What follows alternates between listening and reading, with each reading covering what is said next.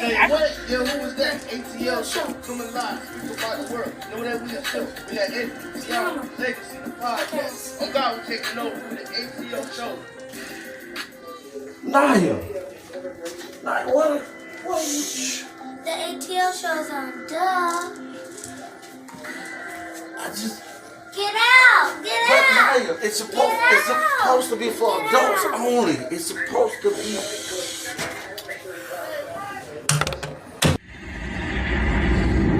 A.T.L. They're back! It's my time again. Anthony, TeAma, T Savage, Legacy! They're back! They're the best! Let's get it! Season 2! I'm the best in this shit, that's fact. And there's only one reason that I came back. I'm here to set the fucking record straight. Okay. I'm the best you other cats that smell the way. First off, ain't no beef with the spitters in my city. But if it comes with 28, then shit get gritty. I'm shitty. Yeah, I shit on rappers. Either dead on the scene, since you wanna be actors. It's the message. I'm talking open hills and places. The little feeling foggy, I'll be patient and waiting. It seems y'all forgot who really runs the throne. Screaming y'all number one, just because I was gone. See, ain't no stopping me now. I'm on the move. Going against me, must be you ready to lose. The game, the street, the zone is took. This the message, hoping you from me rappers. Sure. Yeah. The message. So y'all know. Yeah. The monster is back. And I'm at my spot. A.T.L.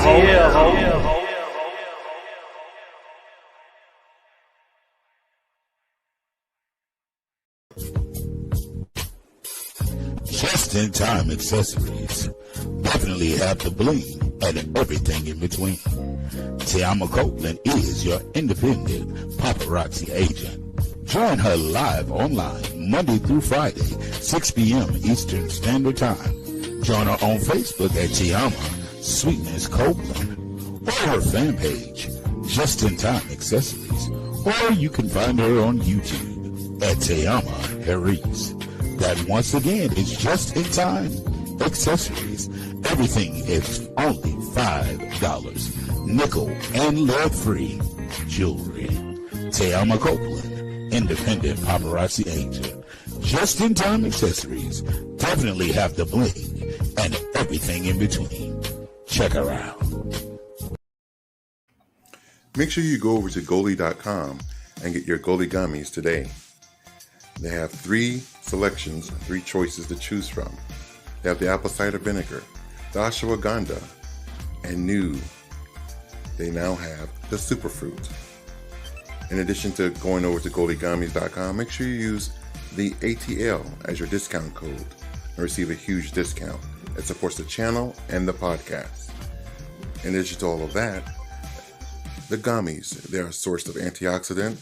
They have vitamins B9, B12, promotes general good health, helps improve your daily health, contains pectin, a source of dietary fiber, uses pectin as a natural prebiotic to support the healthy gut and immune system, includes the mother, a healthy strain of bacteria, antioxidants, and enzymes.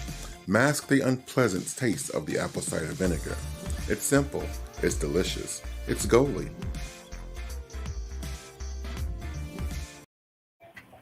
Hey. Good evening. Welcome to the Anthony Brown Show, this segment that we call the A.T.L. I'm yours truly. I'm your host with the most, Mr. Anthony P. Brown. I'm joined tonight with my special guest, the very beautiful, the very lovely, and the very handsome Tyson. Everybody. TeAma Sweetness. I see Tyson right there. Yeah, Ty. He was tripping, so he had to come alone. So he's our co-host tonight. We're also joined by the very lovely, the very bold and beautiful Miss T Savage. Hello, everyone. How are you?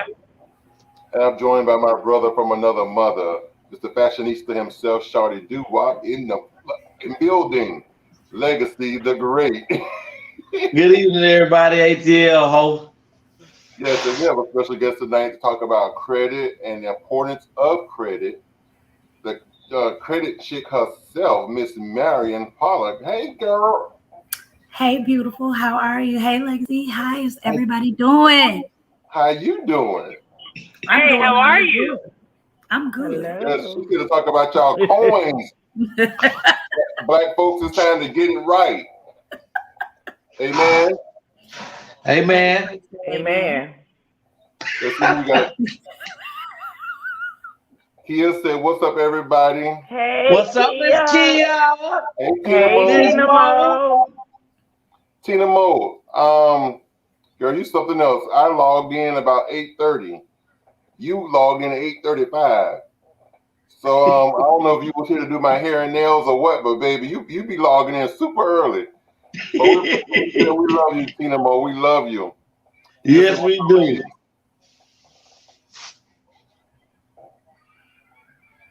What it is, Trey? What's good? 28 grand. How y'all tonight? What's up, Legacy? That's my brother, the one that did the song to our intro. Oh, that's the legendary. Yes, that's him. 28. What's up, baby? There he be. That's him right there. That's 28. I know that's right. Well, Mr. Travis, we thank you so much for the music. You're doing your thing. You're making it possible for us, making us having more and more haters. But we appreciate it. You know they say if you ain't got no haters, you ain't on your job. You ain't popping. I guess we in overtime. Thank you, Legacy. I did it. Do your thing, Mom. I gave it to you. Now keep working it. Oh Lord, Legacy had given out bootleg advice. Bootleg advice. Oh, listen. You know, we always start the show off with, our formalities, seeing how everybody's doing and stuff. So we got that out of the way. I just want to know, do we have a question of the day? Legacy said, I think you had one, and Savage said she had one. So we got actually two questions of the day. Let's get into those and get them out of the way real quick. Savage, I'm gonna let you go first, beautiful. Hey, Adrian. No, it's loud back here. You go first, please. Okay. I was on Facebook one day and somebody posted.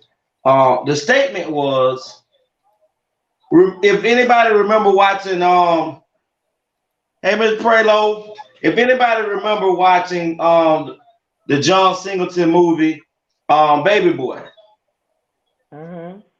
Remember the scene when Jody went to Pandora's house, which was the young lady that was infatuated with him, but she worked with Jody's baby mama. Girlfriend Yvette, aromatherapy. I call her aromatherapy. Savage, read that right there before I go in. He said, slow motion, about to drop a new LP, Dirty Poet. Anytime, y'all, my people, very welcome. For sure, 28. But the question of the day is based off of that. Did Jody cheat when he went to Pandora's house, even though he did not have sex? Yep. Now, in questioning to this, because we're not going to be too long, I want everybody on this podcast opinion on why and what happened that made you consider of him to be a cheater on just that. Hold on, I'm gonna answer that question. He shouldn't have went over there. Period. But you know, she put her mouth on it. That's it. That was enough.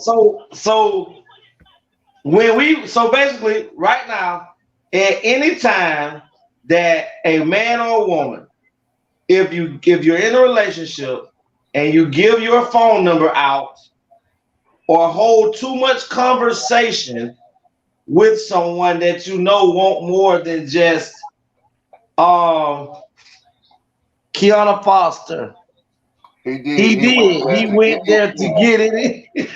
Okay. Okay, so in a relationship, if a gentleman or a woman, knowing you're in a relationship, give another man or another female your phone number, more or less going to their house, because the cheating had to take place in that act of giving the phone number for you to get directions to their house. So the cheating had to take place before he went to her house by getting the phone number. Okay, Legacy, I got a question. Okay, if they have the number or whatever, it takes A and B to talk. But the question is, what you going there for? Your person in the other relationship, your partner is not with you, so you going there for something. Period. He went over there. You're not going there for prayer. He went over there for conversation alone. And that conversation could have got heated. Right. So but she was seducing him anyways. So again, are we saying that because the cheating had to be before he went to her house? Because regardless if she was giving off Adrian Thompson, true. So the cheating had to take place from him receiving. Now, I see how he got the phone number because it was for business. So, what kind of business? It wasn't. She didn't get the phone number to buy clothes, even though he was selling bootleg clothes. That's not what he got the number for. It probably was business. The way that she was enticing him every time Yvette was dropped off, he knew what her intentions were. So when he took the number, although he wanted to throw her off on business, that wasn't the reason why he took that number. There was an ulterior motive. Wait a minute. Let me point this out real quick. The cheating wasn't in exchange of the number. The cheating is, let's take it back spiritually and biblically. The cheating happens in the mind. The sin happens before the act occurs. So the fact that you took the number, first of all, secondly, you went over there, you entertained the devil. So that's a 2 no. So yes, the cheating had already existed. I'd be damned if my boo take the next bitch phone and they only listening. If they take the next bitch phone number and go over to their house, because anywhere they go, I should be allowed to go. But hold on. If we're looking at the movie, and I agree with you. Adrian Thompson, his cheating was in the intentions. So, but we as humans, we can't read intentions. Actions prove intentions. So if you're trying to say that his intentions was, which you can't read his intentions or his thoughts, we can only read action, and that's biblically too. But he knew what her intentions were. He didn't know. Every time Yvette was dropped off, she was licking her lips and blowing kisses and winking and everything. She was giving him a seductive.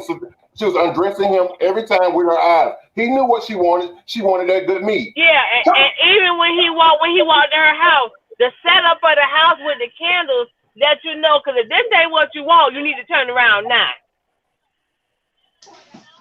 So the man, you basically saying that Adrian Thompson, I know that's right, but sit down somewhere, Adrian. Sit your ass down. Kiana Foster say he made a choice. He acted on those intentions. Again, oh God, Alvin Prelo, if he's going, I should be able to go as well. Exactly. Prelo, sit down somewhere. Let the church say amen. Amen. Now, who I haven't heard from, and I'm a little worried. 2 people on here I haven't heard from much of. I haven't heard from Miss TeAma, and I haven't heard from Miss Savage. I need to hear your mouth. I'm a Jehovah's Witness. I think. Go ahead, say. Listen. He knew what he was doing. Anytime a man entertains anything that he knows is more than just a friendship, you cheating. If you are entertaining anything that your woman do, that you're afraid to let your girl know, you know what your intent is too. So case in point, being that it had to be a secret, you knew your ass wasn't supposed to be doing it. Period. I agree with TeAma, and he knew what he So was. He lips knew what he was together. doing. Like Tony said, the way she would look back at him with like bedroom eyes and swear her hips and stuff. That's like come get me. That's come get me, nigga. But then when he got to her house and came in and saw the candles and it was all dark and seductive looking, nigga, you know The what you mood walking into. was that.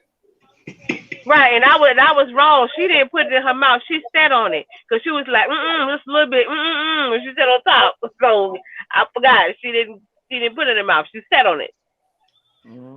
Well, I want to say something. First, Miss Adrian Thompson, I need you to sit down somewhere. Log off.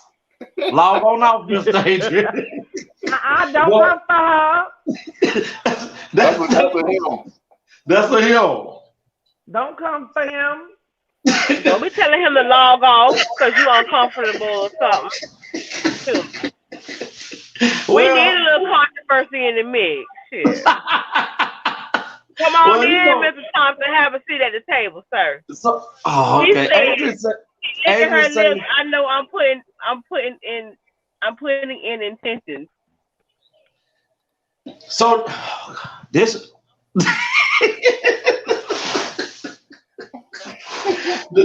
so basically now we all psychic on here today. We all psychic. Yes, and we know intentions. So legacy, any girl that you entertain that licks her lips and you put in that extra, did y'all wind up fucking? That's common. But the thing sense. about it is, body, psychic. That's just common sense. But you don't have to. Why he got for the question? There's a thing called body language. You don't have to say anything to let a person know what you're saying.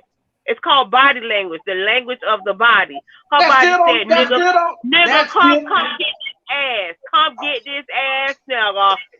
Adrian said, don't make Tony log off. I know that's right. I know that's right. Say something. Now I gotta say hello, everybody. Hey, Miss Josephine. Kiana Foster said she had the D on Railway. He knew what it was. Yeah, he did, boo. Yeah, he did. Listen, sis, Miss Foster, sis, I love you. And I'm talking.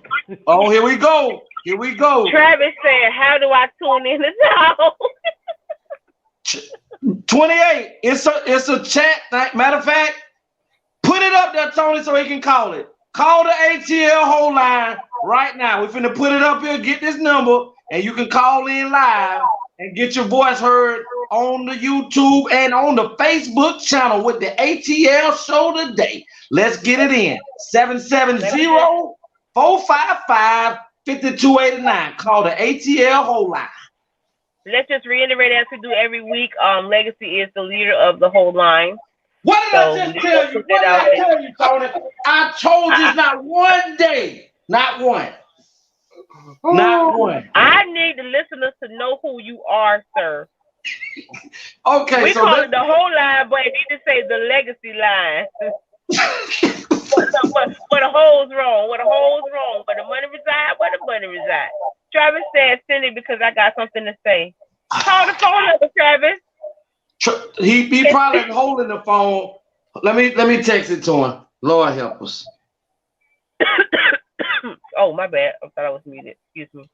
That's not COVID. That's hey, 28. In the chat, I'm finna send it to you in the chat. Hold on.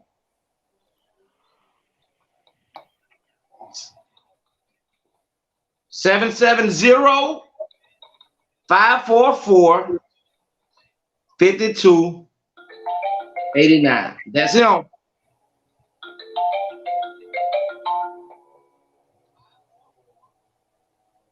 Well, whole know when the whole phone rang, don't it? Caller, you on the air. Caller, you on the air.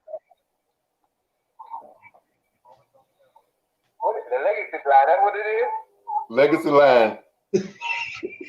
That's what it is, legacy line?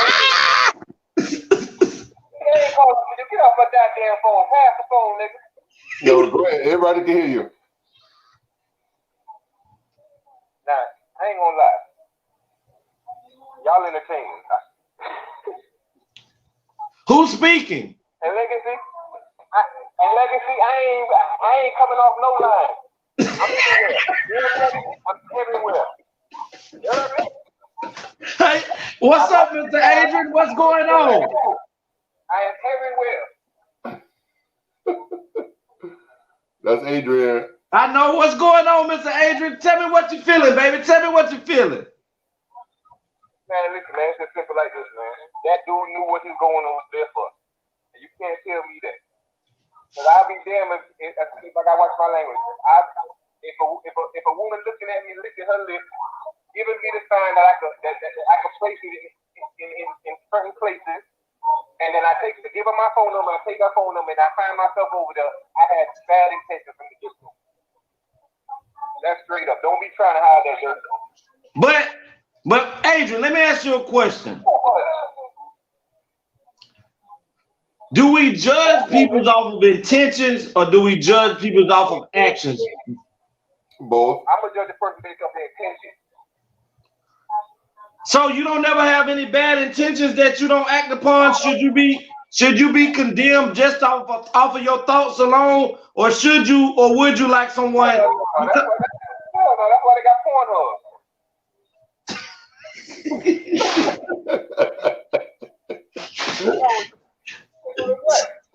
So Adrian, listen.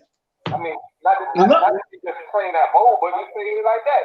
I mean, come on, let's be serious, man. If you're really happy and you're happy with your relationship, even if you see somebody giving you that look, you don't have to follow up with it. Sure don't. If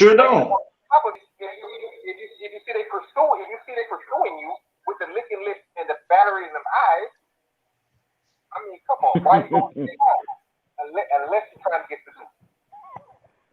So, but again, we're basing this off of intentions because now, we do know he wrong because of what took place in that. But do he get any kudos? Do he get any kudos for realizing in the midst and in the heat of what was going on that he was strong enough? Even though don't shake your head, Tony. Put your lips together. Don't part. Listen, whatever you finna say is gonna be wrong, Legacy, because he didn't realize nothing. When she don't get no kudos. That's when he knew she was setting him up for the okie doke. If he didn't feel that it was a setup, she was finna get done up. Period. His way of escape was when he walked in the house. With every temptation, there's a way of escape. And when he walked in that house and saw that setup, he should have turned his ass around, but he kept going because he knew what it was. He wanted it. He thought about it, but it was too late. Hold on. Savage, I totally agree. But that statement is what it is, what you just said. Even though he realized what it was, it's like a wolf caught in a bear trap. Even though you caught and your hand is there, if you that caught and you want to survive, you're going to chew your goddamn rest of your paw off and get on and be a three-legged wolf because you have to survive. And he was able to survive, and that didn't even come up. No more the rest of the movie, if you notice, he was able to completely turn away from her because he knew she was a Delilah.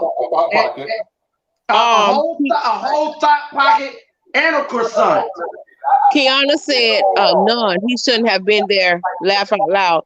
Thank you for calling, Adrian. We really appreciate. Yes, Adrian, we appreciate you. Love you, my guy. Thank you so much for calling. Y'all call the A.T.L whole line 770-455-5289. Yeah. Mr. 28, the line is open. Come on through. Let's see what you gotta say. I done sent you the number in your messenger and I done sent it to your phone. What's taking you so long? And I put a live link in the description area, so you can just click on that and come on live, and we can see your face and meet you for the first time. Lord help us. That don't mean everybody else click on that link. That's just for 28. 28, boy, they giving you your old chance, man, to get on the screen. Now we ain't got all day. So what was the second question? What's the second question of the day? I thought some kind of way Legacy was gonna try to justify Jody bullshit. See, that's what he just did though. He did talk about AOT. chew your claw out till you get the back part. Shut up. He wrong. He dead wrong. And you rode for riding on the train with him. You ride on the train right behind him. At least I left. At least you left. You should have been there in the first place. Yeah, but I mean, it's a lot of places in life we shouldn't have been there in the first place, but we was able to survive and get away. Them 2 seconds of penetration is still cheating. Him going over there is cheating. Period. Kiana Foster say, you understand he's trying. Sis, I didn't try, sis. I just was giving them folks a different point of view on how to look at things. He ain't trying nothing, but he trying to cheat like Jody. That's it. Jody. I would have been like Yvette. So you ain't talking to your friend today? You ain't talking Legacy, to your friend? you want some eggs? Legacy, you want some eggs? Taking the ball right there. Walking around naked and shit. Oh, Lord. Sis, listen, I'm trying to get... Oh, see. Travis said he called us. There's somebody on the line. Call again. Somebody was on the line, Travis. If you're watching it, I'm pretty sure you saw that. So call again. It might be a delay on his end. 770-455-5289.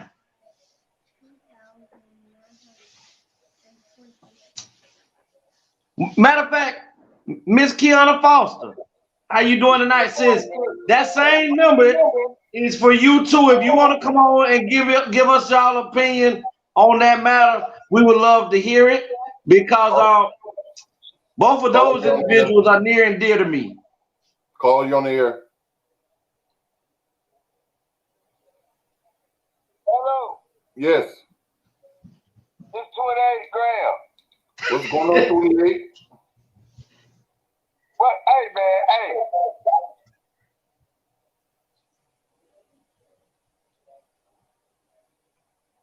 Hello, 28. And Tony was and Legacy over us. Hello. We waiting on you, baby. Y'all hear me? Yes. Hey, Legacy. Yes. Hey, Legacy, your question about the Jody part when he went over. You breaking up, 28. You need it. You gonna have to get a better signal if you're gonna be on here, baby. All right, y'all hear me now, right? Yes. All right, listen. You.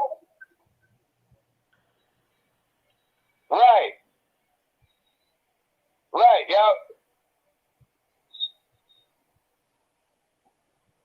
Well, I'm gonna call y'all right back. All right. I want to go live on the show. Come live. The link is in the description. Click on that link. Where's the StreamYard? Click on that. It's a live chat. Click on it.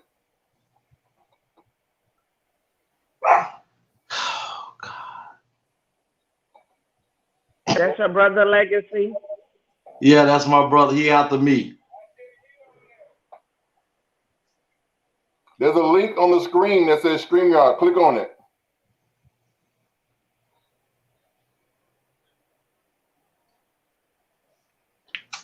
Well, Savage, until we can get 28 live, go ahead and do your question of the day, love.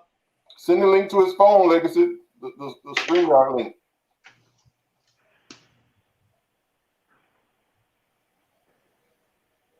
Savage. Yes, I'm here. What was your question? My question was, would you date a trucker?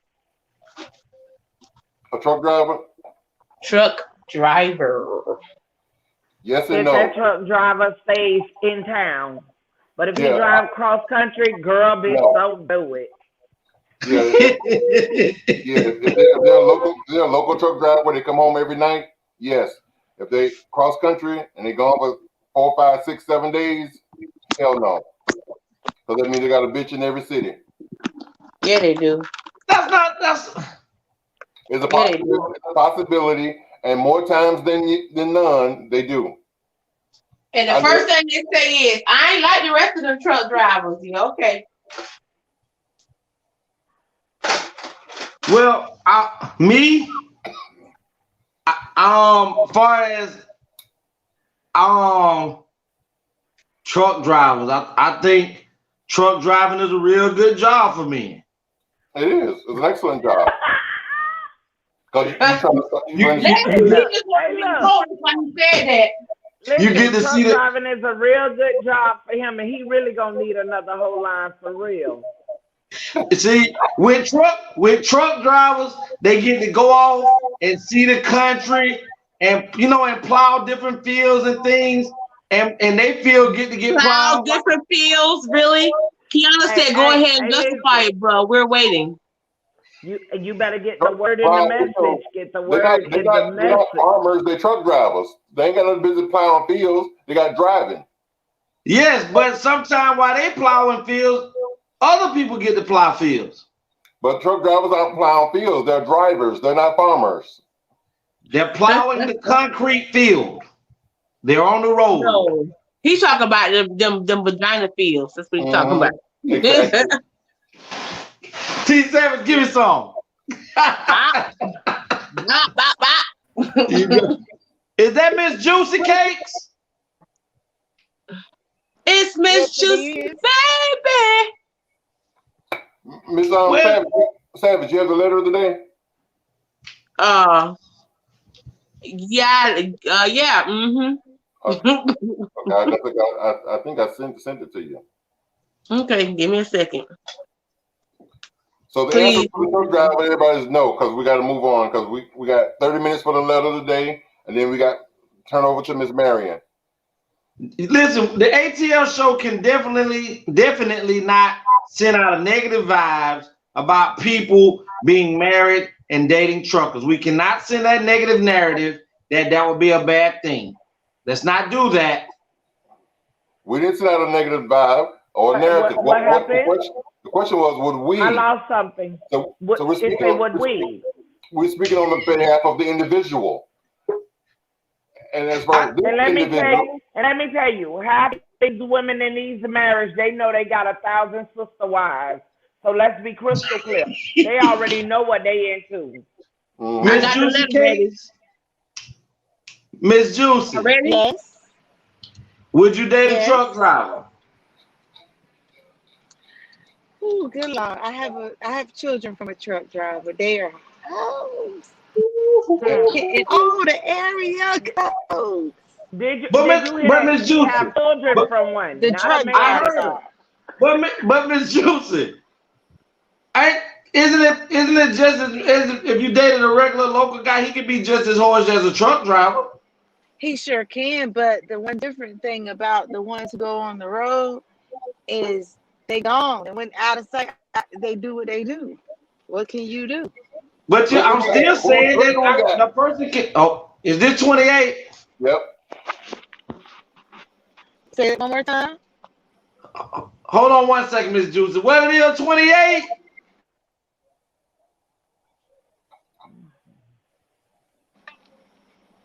Is out of 100.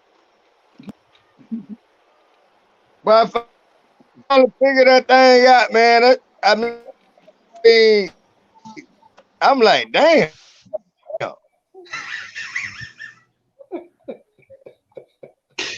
Welcome to the A.T.L show 28. We appreciate everything you did with what's going on? What's going on? Welcome.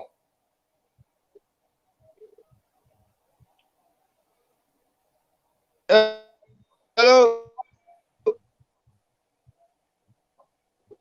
Like bad connection running the family. Motherfucker. Y'all ready for this level? Oh, Travis, just hold on a second. Go ahead and give it to him, Savage. Hold on. Dear A.T.L, hello. is a segment of the show where you, the viewer, can write in and tell us about what's going on in your life.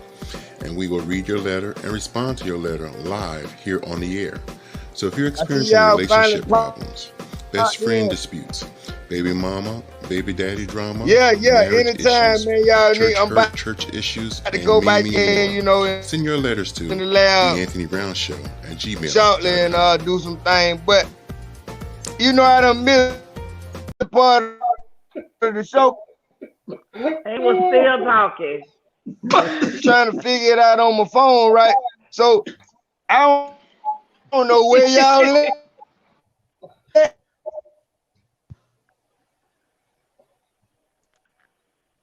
Okay, 28 grams. So I'm gonna go ahead on and get started with this letter because you sound like iRobot. Okay. Dear A.T.L family, I have been dating this guy since middle school. We are currently seniors in college. He is the love of my life. Both of our families know and get along very well with each other. Me and my guy has always been so close and inseparable until this year. There was this new guy and girls started attending the school, and the girl has become my best friend. The guy is her cousin and has become super close to my boyfriend, almost too close. Ooh, that's suspect. This summer, when we all went home for summer break, instead of my boyfriend going back home where we are both from, he journeyed to where the guy is from and spent the summer there. He said it's nothing and they're just friends. Am I seeing too much into this, or has my man crossed over to the other team? Please help me open my eyes to reality, because at this point I love him and want to someday marry him. Signed, am I crazy? Tony, you need to address this first and foremost. You do. Girl, you ain't got no gay friends with Gator? Because they be knowing. They be knowing, honey. They be knowing by trade. Did I miss something? Is the friend gay, or did I miss that part? Just hearing the letter, yeah, the other. Hey, Miss Millie. Miss Millie said, leave the A.T.L family. Hey, Miss Millie, baby. Just hearing the letter, yeah, my gator went off, and from what I'm picking up, make sure y'all picking up what I'm putting down. We got it. We got it, bro. He has definitely crossed over. Girl, you have lost your man. Yeah, you have definitely lost your man because he's crossed over. He's now playing for the other team. Well, he might be playing for both teams. That's about that word is called bye. Yeah, and why they couldn't just be good friends? But he going home for the whole summer with a dude. You crazy as hell. That ain't no close friend. Y'all ain't been together 15, 20 years, grown up from kindergarten and shit, to be going to spend a whole summer with a motherfucker. You just met him 3 months before school got out. Right. Maybe he don't want to go back to his nagging ass family, and dude was like, hey, we got a spare bedroom and my mama could cook. No, that wasn't the dude, that was the girl. I'm going to fight for you, girl. So until your man tell you otherwise, he ain't gay. Miss TeAma Sweetness is in denial, just like this lady is. Miss Marion, could you give me your opinion on that, Miss Marion? You really want my opinion? Give it to him, girl. I want everybody to keep men, okay? If I had a dude that was spending more time with another dude, look at the nails like he's talking, not spending time with me, I'm like, Tony, he playing on the other team. Now, if he the pitcher or he's the catcher.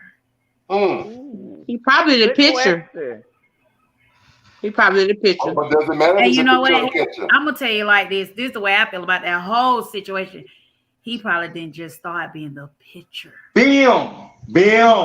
Go ahead and pitch. Go ahead and get to him, Miss Mary. He's been in the dugout a long time. Oh, not the dugout. What you say, Tony? It's been the thoughts already was there. Oh, here we go with the thoughts. The intention. It just took the right person to bring it out of them. Mm-hmm. Like so are you saying that? So are you saying that men can bring the hoism out of a woman? Of course. Oh yeah. The right connection. Mm-hmm. That body language is something serious. Like someone told me today, they said, Tony, you have such a even tone and a mild mannered temperament. Just the right person that came along to bring that motherfucker out of you. Because I told him a story about one time I kicked the dough in. He couldn't believe. He's like, what? Yes. Yeah, I kicked a couple doughs in too. So Miss Juicy, let me hear what you got to say on this, Miss Juicy. Well, I plead wanted the to make sure fifth. I didn't hear it incorrectly, but all of it sound like he done crossed over, or he's come out the closet, not just crossed over, but finally decided what he wanted, where he at. He went there. She just she gotta find something else, or just be friends. Hold Everybody on. be friends. Hold on. So we're gonna already. She We said don't she even. love him. They've been together, Usually they so they not pretty gonna much make in college. us the bad guy. They've been together since middle school. They've been together since middle school and they're in Right. college So now. they already friends. No. So they already What close happened friends. was She love him, and now it's time to accept her friend has grown up, and they done moved into different ways, and that's what people do. That's what everybody going to college. They find what they want. He found what he wanted. It wasn't her from middle school. And he found. He probably been fighting it the whole time. And he found backdoor cat.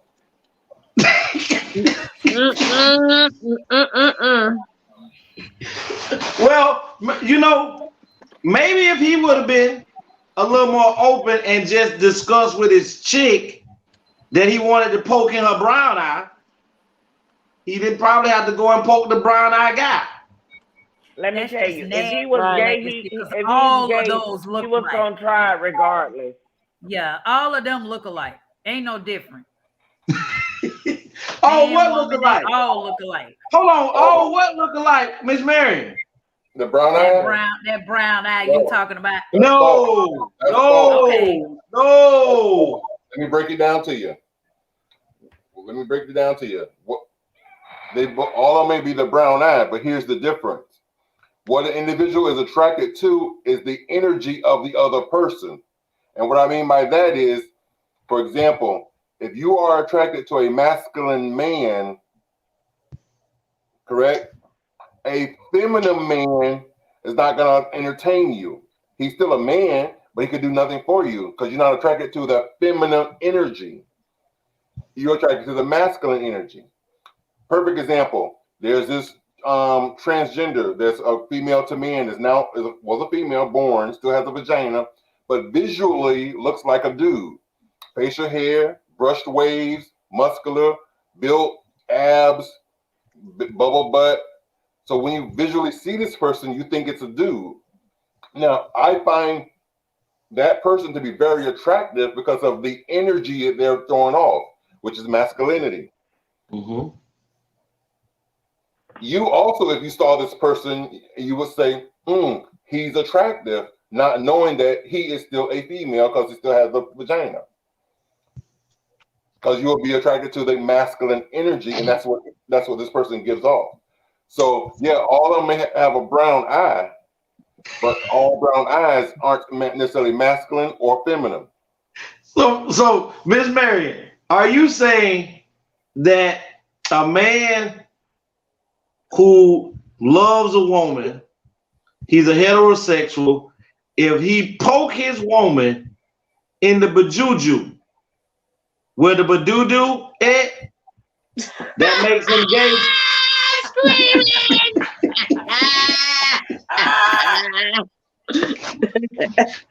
Legacy, you retarded. It's time for you to go to sleep. Night, Negro. Night. Bye, baby. Would you consider that man to be gay because he enjoys being in the brown eye of his woman? I think that is so gross and disgusting. If you want the truth. Do you think drinking milk is disgusting?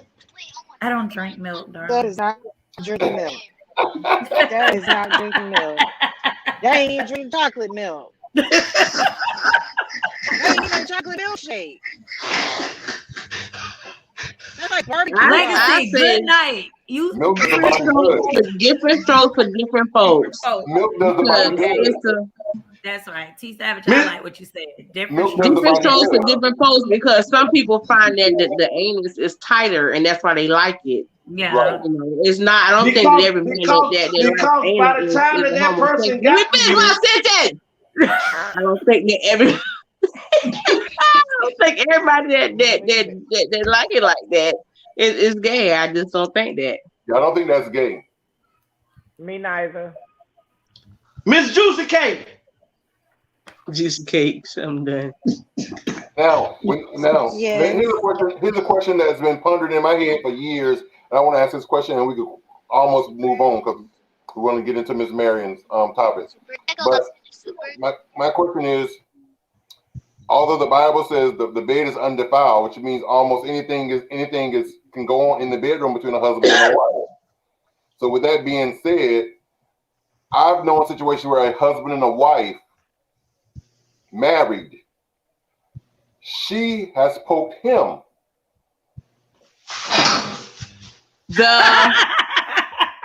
The bedroom is undefiled. That means anything you want to do in that room with your spouse is acceptable. No matter how weird it is, it's acceptable. I know people, men. Francis said, if you're in a relationship and the guy is constantly asking for anal, is he considered to be gay? Should I be concerned? No. You give him some dookie shoot. What? Like Francis, let me explain. He said if a man is constantly asking for anal, you should be concerned if he's gay. Not necessarily, Francis. Let me tell you, yes and no. Let me break it down real quick, and then maybe you'll understand. Like I was saying earlier, maybe you're just logging in, but what happens is a man is attracted to a certain energy. If you are a feminine female, he's attracted to you because you're feminine. He's not attracted to masculinity. So he may never screw a man ever, because not, even though a man has a ass and was willing to give him ass, he don't want that because that's masculinity. I'm going to break it down, and it may sound kind of crazy, but you have to say it like that, Tony. Yeah. No, what you're saying is. So he's attracted to your femininity, the feminine energy. So because you are a female, he may want ass, but he may only want it from you. You know what I'm saying? So he's not attracted to the masculine energy. So I don't care how many men come along and try to offer him some vagina. He don't want it. That's what they called it back in my day. In the back is vagina. So he don't want their vagina. He want your vagina. So not your vagina. Yeah, so not necessarily you should be concerned. No, try it. You never know what you might like it. With the right lube, you'll definitely like it. Say what? Millie said that damn legacy. What did I miss? Karma said, girl. Hey, Miss Karma. I want to hear what Miss Juicy got to say before we move on, Tony. Please. Go ahead, Miss Juicy.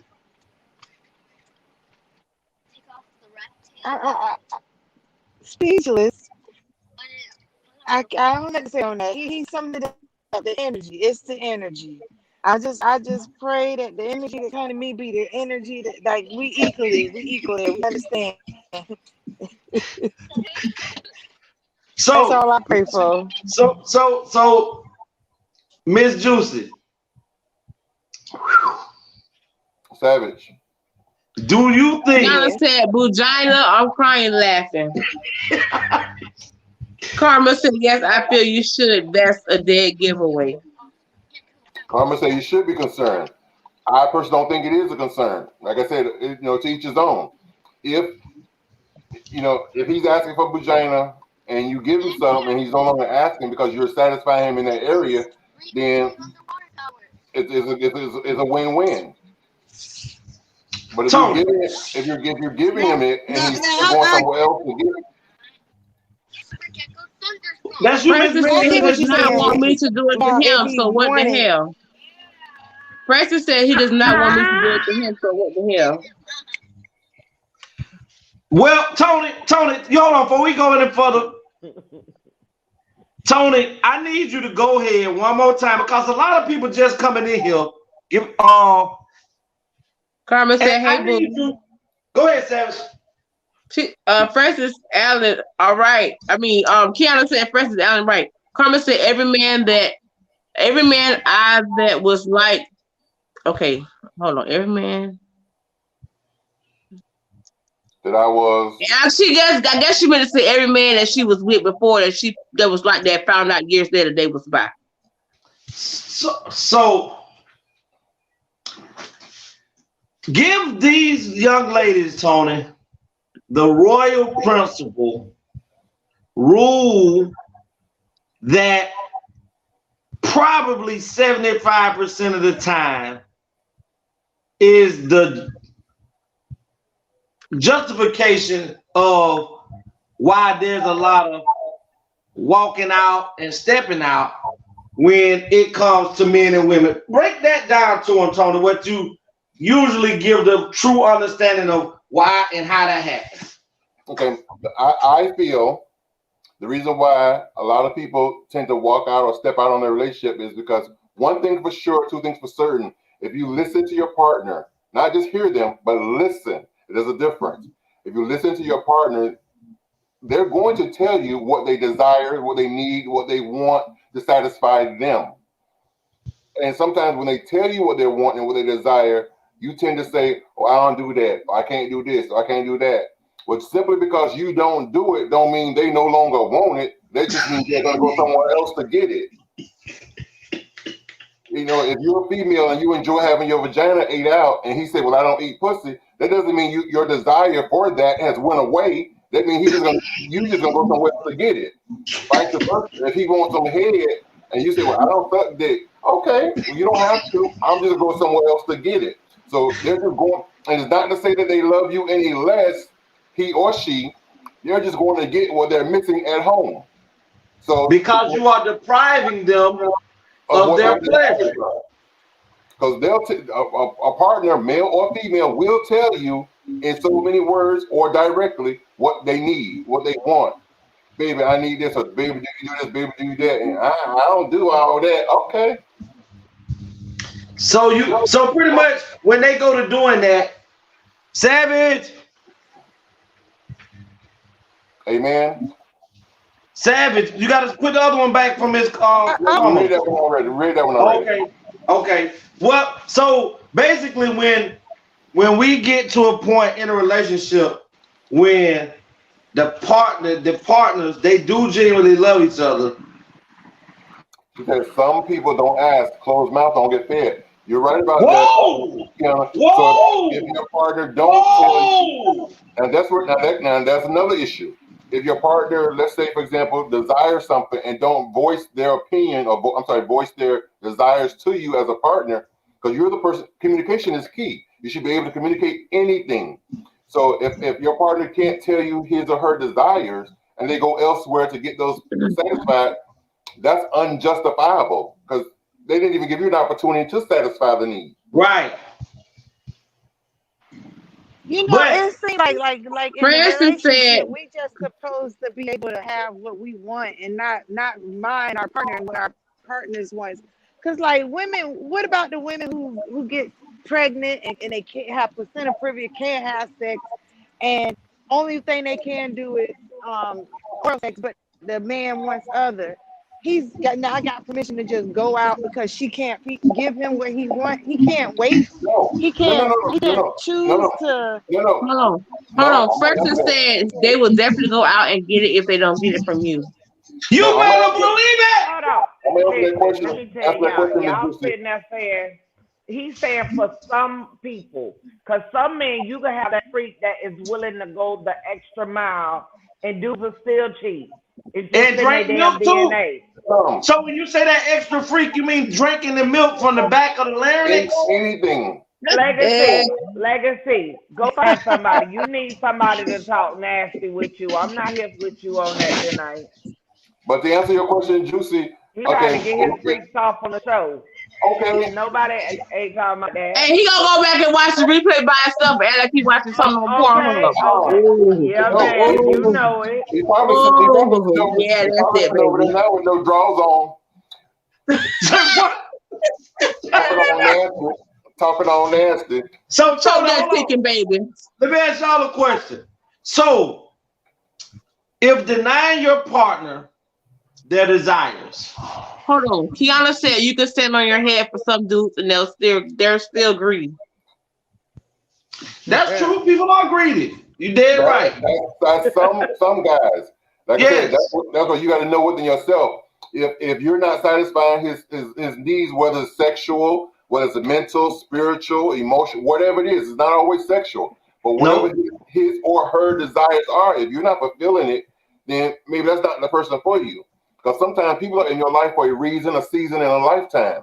And sometimes it's us right here trying to keep those seasonal people for a lifetime. Or a minute. Or a minute. Let them go. Okay, let me before Kiana takes by, let me ask the question. God damn. Karma said, where I'm from, guys started stepping out because the gay men used to have money and was spoiled a straight man to turn him out. So they broke ass and started lying to themselves, saying, I'm not gay if I let a man suck my penis. Suck that meat. That meat stick. Oh, take that rubber. That also goes with the lesbians too, because I've known some studs that would approach females, especially if the baby daddy done left her with 2 or 3 kids. She's struggling, so now you have a stud come along, and she played a man role, and she started paying bills, picking out money, letting you drive a car or buy you a car. You know, girlfriend's like, okay, and I feel obligated. Damn, this girl doing everything that the nigga ain't doing. So why not let her eat this coochie? I mean, we got a girl on this panel right now that turned out many hoes. Lord! But it wasn't for that. And she got a reason. Y'all heard her trying to justify, but it wasn't for that. But it wasn't for that. But like, So let me ask this question before we go, because we finna get ready to go into this. If somebody is depriving or just done totally just turn me out, who she is? Who is she? Karma. Oh, and you put me by myself. Right, that part. Thank you for not including me on that one. First it says the proof of the pudding is in the eating. So if period. Nasty girl don't mean a thing. Your best friend, all y'all nasty girls don't mean a thing to me. So I stole 7 things. Thomas said, hey, Red, oh, it's you. Thomas say she ready like little Caesar's high ready over there. Okay, then. I be all on Camilla Page. Yes, girl. Yeah, she be looking good now. Yeah, you be looking good, Karma. Yes, girl. Okay. So let me get this out right quick, ladies. If that person who's in a relationship and the partner is, I'm talking about equivocally, does not want to do certain things that they want to do their desires, do that give the other person the free pass to step out? Because out of 100% of the relationship, 90% of it is excellent. The only percent of it that's bad is that I'm not allowed to fulfill my desires with my partner who I'm thinking about and contemplating about being married to. So does that give me a pass? Nope. With me, anytime you break loyalty, with me, number one thing is loyalty. Once you break that, it's broken. Period. If that one thing that you're desiring is so important that you have to go cheat, then break up with me. That point. But you're the person that yeah, I always told my spouse if I ever was gonna cheat on you, I'd tell you before I do it, and that'd be a wrap.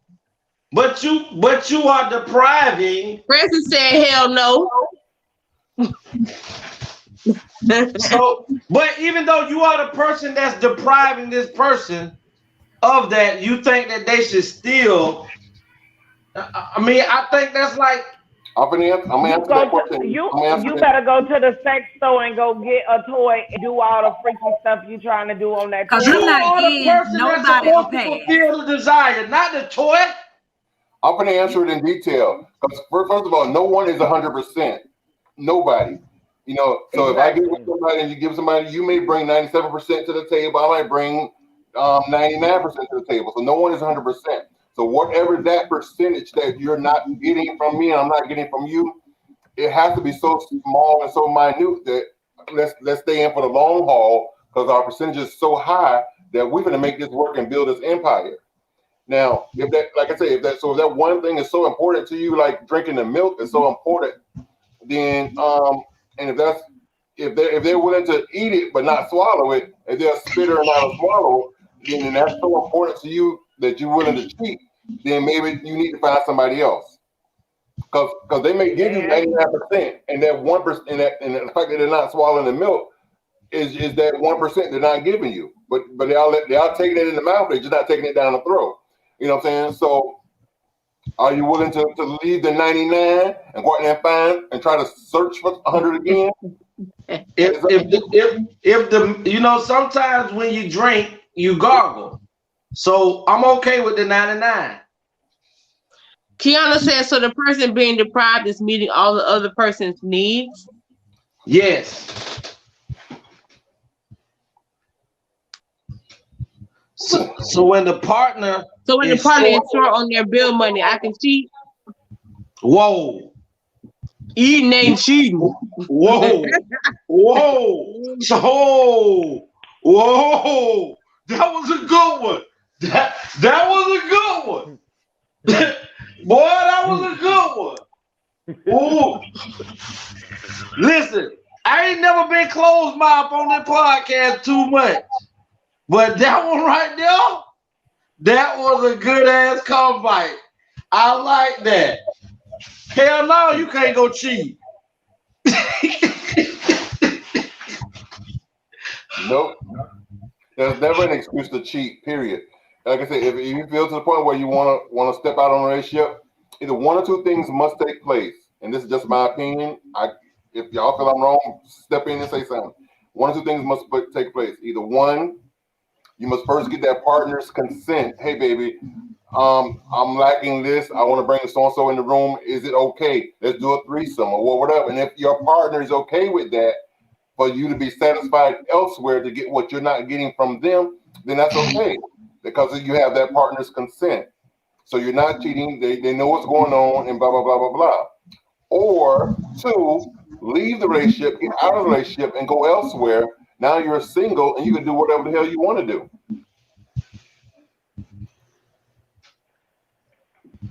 I agree. What you think about that, Miss Marion?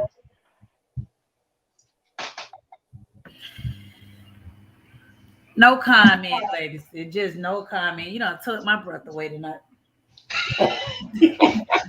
Miss Juicy Case, hurry up right quick. Go and give me your thing so we can go into this the main topic.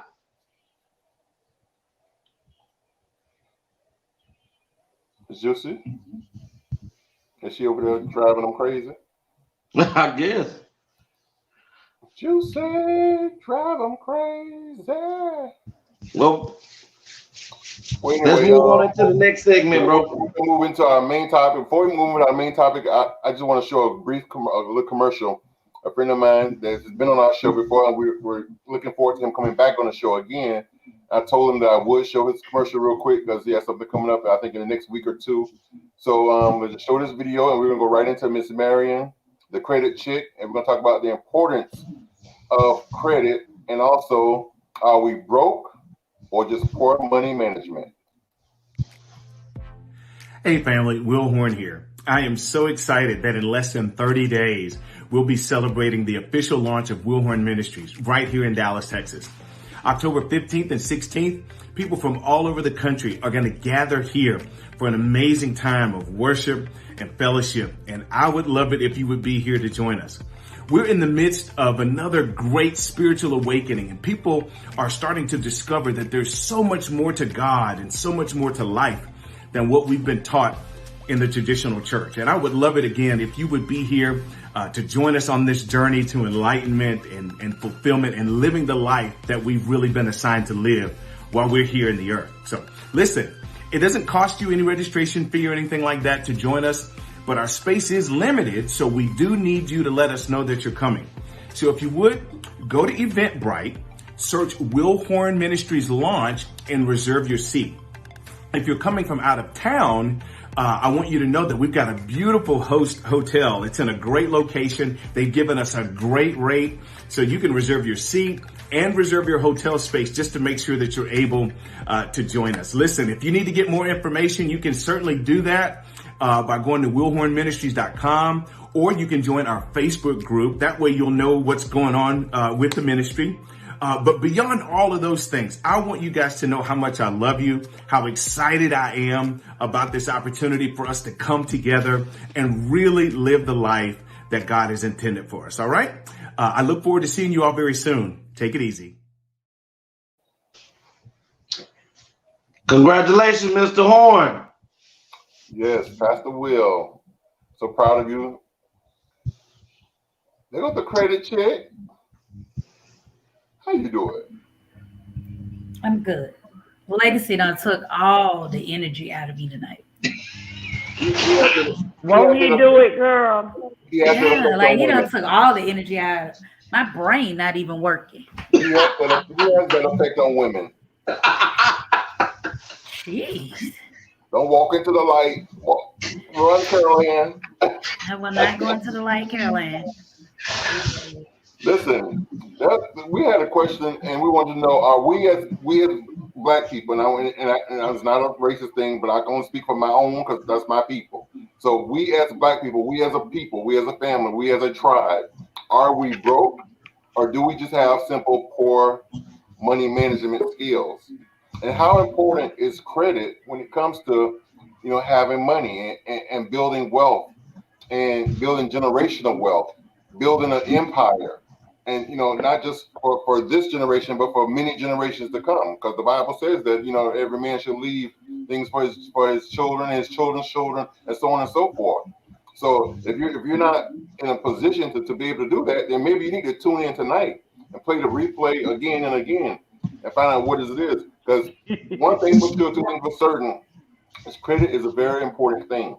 So I invited Miss Marion Pollack. She's on tonight, and Ms. Marion, tell them where they can find you first and foremost, and tell them exactly what you do, and we're going to get into this topic. Okay, well, once a month I could be found at Tony's house. That's first. That's foremost. That's right. Once a month I can be found here. Let's make that clear. Let's make that clear. But once a month I can be found there. But I also can be found on Facebook. My telephone number is area code 305-458-4585. And let's talk about the importance of credit, especially for the Black community. Okay, we all like labels. We like name brand cars. We like stuff that's way out of our range. And if anybody knows how to play the number game with credit, you would never have to spend money. You could just leverage your FICO score and get what you want. Mm-hmm. And if you have the correct FICO score, you could sign and drive. Your interest rates are good. Your insurance is good. There's a lot of things that you get when you have a 700, I would say a 750 and above. You could walk in and talk. But if your credit score is a 478 or less than a 620, they don't want you. Mm-hmm. But we as Black people, we got to do better. We really got to do better.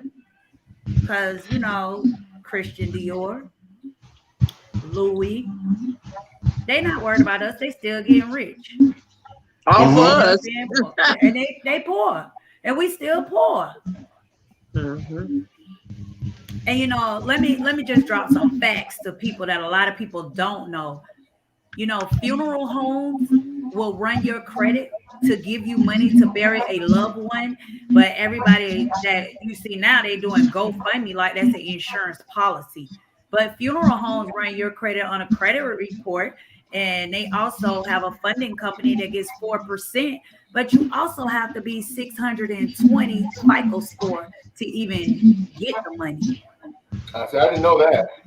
Miss Mary, let me ask you a question. Yes. Before we get in, could you explain to the people out in the ATL world what is the difference between, first they need to know the 3 credit scores, and what's the difference between those 3 credit people that does the credit rating, what their names are, and what is a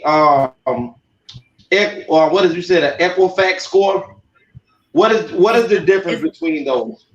Okay, it's a FICO score, and what your FICO score, my bad. FICO. What it's built on, it comes from Equifax, TransUnion, and Experience. And how they come up with that FICO score is they take a score from each one of those bureaus, they add them together and divide them by 3, and that's your overall score. And that's how they come up with, you know, to say, okay, if you got excellent credit, then okay, we're gonna go forward with them. If they don't, then you're gonna get the high interest rate. It's just that easy.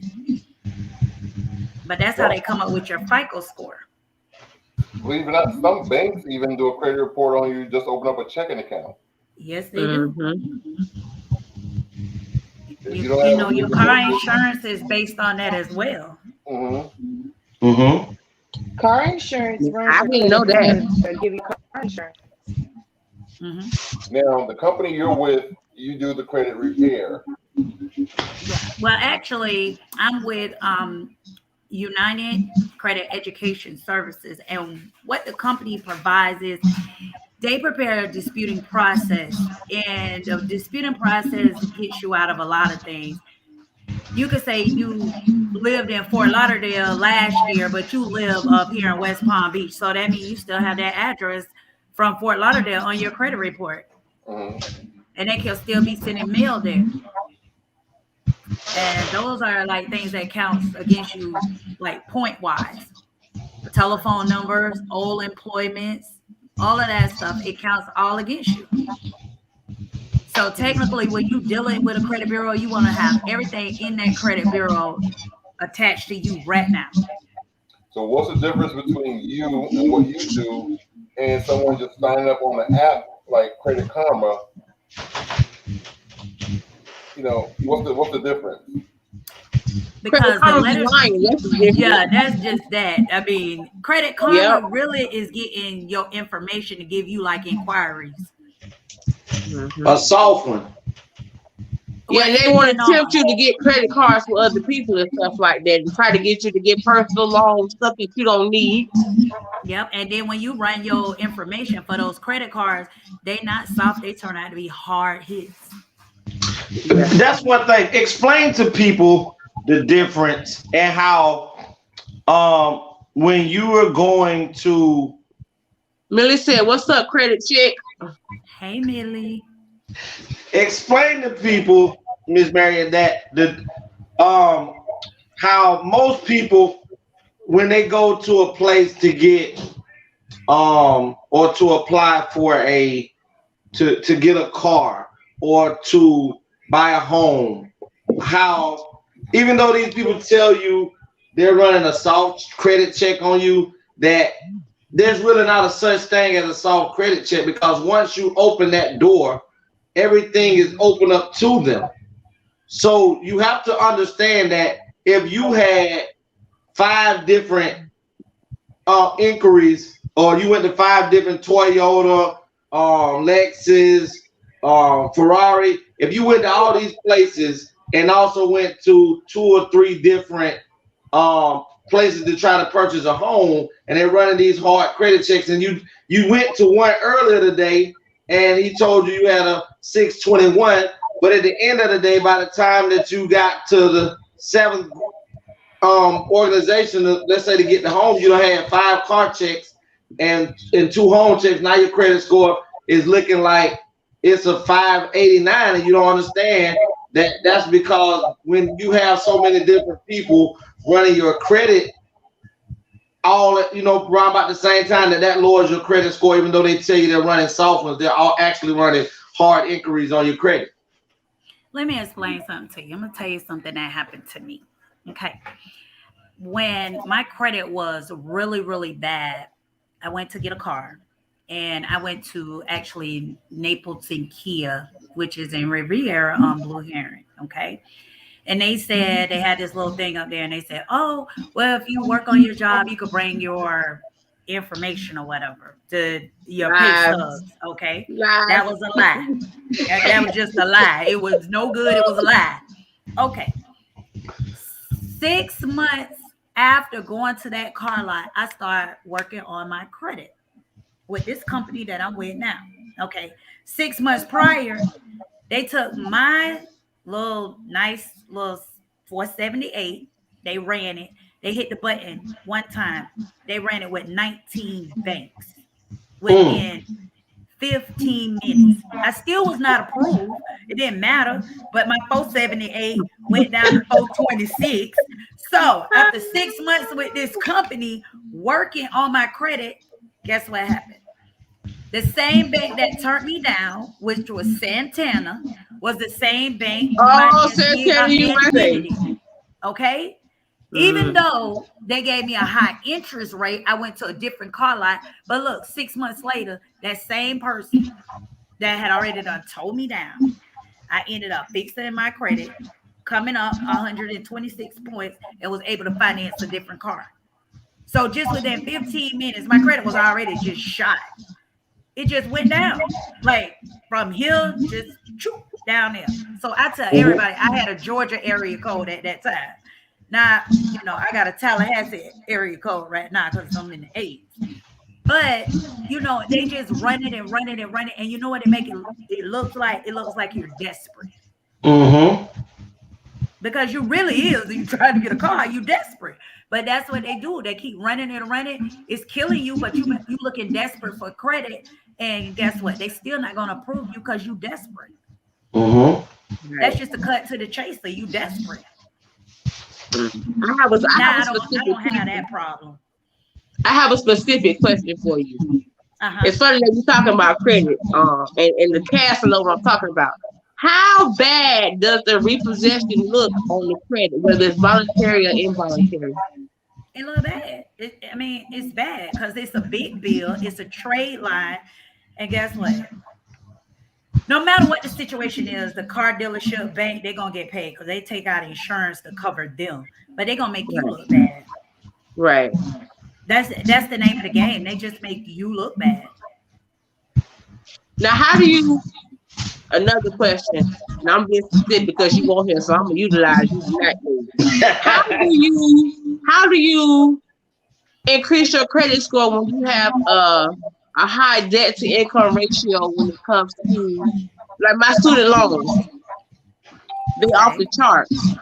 So how can you, I guess, work on credit when you have such high balances of student loans? I know a lot of people probably dealing with that. Are you paying them? Have you put them in deferment? They're deferred right now. Because right now, if they're in deferment, they shouldn't be reported. That's right. They should not even be reporting nothing. But when you go to buy a house and stuff, all of that is taken into account, correct? The debt to income ratio, as far as do student loans count? I think they do, but I don't know. So I don't know, because you know what? That could be a lot of different angles. Right. If they're in deferment, but they're being reported, can't she sue about that? Because see, my daughter had a couple loans, and she did a deferment, and then once she decided to figure out whatever she was going to do with her paperwork, she ended up making a payment arrangement as low as $5. When making a payment arrangement as low as $5, that starts making you positive. Right. But I had worked on the back end to get all the negative stuff off. Because technically, this is how it works with credit, okay? Like I'm talking to you, you asking me questions. I should know a lot of your personal information, okay? Right. And I should have your permission to even put that inside the credit bureau to count against you. And that falls up under the Credit Act. There's an act, a Fair Credit Act. And that's what protects consumers. And it's like 26 pages long, but guess what? We ain't gonna read that, but that's what protects us, because they have to have permission to put this stuff against you. And if they don't have permission, and there it is. If you're in deferment, do they have permission? No, they still don't have permission. Even if you make a mispayment or whatever, they have to have permission from you to put anything on your credit report. That's just solid. That's in the constitutional law. Miss Mary, she can file a claim against that deferment showing up as a negligence, and then they could be removed. Will that remove the actual debt or just the mark? It will remove the mark. Right. Because I'm looking to buy a house, but with that, them student loans on that, man, I don't know. Let me tell you something, and I know this is crazy, but I could say this on Tony's show. When your money right, you can have anybody do anything you need them to do. Long as you want it to be done correctly. Right. Yeah. Now, and you just have to follow the instructions. That's it. Now, if a person call you and get with your services, as far as educating them and fixing their credit or helping them to fix their credit, like Legacy was saying, you know, about how long does it take before a person can see a change in the numbers? Well, you know what? Everybody's profile is different. Mm-hmm. Break that down some more. But when I say everybody's profile is different, okay, Legacy could have 64 items in one credit bureau, 36 in another, 52 in another. It just depends on. But that's the thing what a lot of people don't be trying, because it's hard to understand. If my debt is what it is, if I got a student loan and you got TransUnion, Equifax, and Experian, those are your three companies that runs your credit and have all your information, right? Mm-hmm. That cause your credit score to drop or go up or to go up. Mm-hmm. How is it that if these three entities do the same job, how is it can one of them have 69, 34, and 57? How is it that they don't all see the same thing? Let me tell you something. Why they can have different ones. Okay, for instance, Equifax is going to be your main bureau that you pull. Okay, because you know why? They update every 30 days. See, they don't update like they should. Each bureau updates different. Like TransUnion, for instance, they update every 90 days. Which doesn't that seem schemish? It seems schemish, but you know what? They got power. So you gotta get with somebody that's gonna educate you, though. To further answer Legacy's question, also is because when I was working at the bank, we were told that, let's say my company is a finance company, and let's say my finance company only reports to TransUnion. Mm-hmm. So at the end of the day, when you're either good or negative, I'm going to report it to TransUnion. So therefore, you may not be on Equifax and the other one because I only report to TransUnion. You know, so yeah, they all three may be doing the same thing, but each company, each finance company who's financing you and pulling your credit, we don't necessarily report to all three. We may only report to one or two. Okay. And, you know, you have to pay to report those people. Right. But the thing is this. I just heard you say, Ms. Marion, that those entities supposed to request permission from you to post good remarks or to post bad remarks, right? Yep. But we all know that that's not how it is done. Because I'm pretty sure I ain't told Equifax, TransUnion, or Experian to put a goddamn thing down on my credit about me not paying my damn student loan. I have never requested to do a damn thing when it's on there. I'm sure. I'm pretty sure when Big Mama had to put my name, by me being 8, she had to put the light bill in my name. Right. And cause we had to keep the lights on, and I ain't know a damn thing was in my name. And when I go to run, they tell me that I got a $275 light bill that ain't been paid since '83. These Not folks can 83. see. That's my whole life. That's 37 years. These folks can see that I was 9 years old. And you tell me that these folks can still say that I've had people, no lie, I've had credit company Equifax tell me that they could see what age I was at that time. And they clearly know that I was not of age to put a damn thing in my name. The folks told me that they didn't have a problem with removing that remark. But I had to do one thing first. I had to call back to the county sheriff department with his forgery and fraud charge was made and prosecute whoever it was. Yep. There's no way that I can prosecute Big Mama. Big Mama going down, honey. It's going down. Okay. So but it's the truth. But it's crazy, but that's me being honest because they sabotaging the game, and instead of people, it goes back to a second ago when you said with the right amount of money you can get people to do what the hell you want them to do. And it's amazing that I've done a little research myself that automatically if you hit the lottery, your credit score automatically goes back to an 800. Yeah, because I mean you don't owe nobody then. Yeah, you don't owe nobody nothing. Well, that's funny because I've been like off the grid. I have no credit. And I was a victim of identity theft. So I was trying to process and build my credit.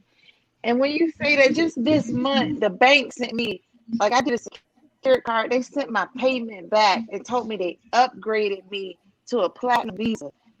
But the thing of it is I just recently had money sitting in my account and I changed my address to my address, like the location had me in a zone as if I'm rich. So I don't have the money where I live, and the money in my account is money for me to pay something, but I ain't had an opportunity to pay it, so it's sitting there. And my friend said it's because they see it looking like you got money, so they now starting to offer you stuff. Mm-hmm. For 4 years, they ain't offered me. I would ask for an upgrade, and they would deny. And when I don't ask for it, in just this 1 month, they're giving it. And you say hit the lottery, and it's almost like that. So I have a question. You say you had a secure card, correct? Mm-hmm. And so you know what they did? You had a secure card. You was using it and paying it, and they seen that, and they just automatically do that. You built your credit. They just automatically do that. Yeah. So that's what Credit Karma does. They try to sell people these different. I wouldn't get a credit card from Credit Karma if they had a double barrel shotgun on me. The best place to get credit cards from is the bank or Navy Federal. Wells Fargo. Navy Federal is the best place to get anything, especially when you're dealing with your credit. If you have somebody that is a member or to something like that, they're the best ones. They give you very good interest rates. They give you money back. They give you a lot of stuff. I would take Navy Federal over anybody. Now, what's the difference between banking institutions and credit unions? Well, I look at it like this. Yeah, I have both of them. I have Bank of America, and they just don't give me what Navy Federal give me. Is Navy Federal a credit union? Yes, a very good credit union. Are they going to USAA? You know what? I'm not for sure. Yeah, basically they are. They are. How do you feel about Gold Coast Federal Credit Union? I never had them. The only other credit union that we use in my house is I Think, because my son has I Think, and they have very good interest rates as well. So if it's Yeah, really Gold not, Coast does too. yeah. So I had Gold tell Coast. anybody to get a credit union versus a bank.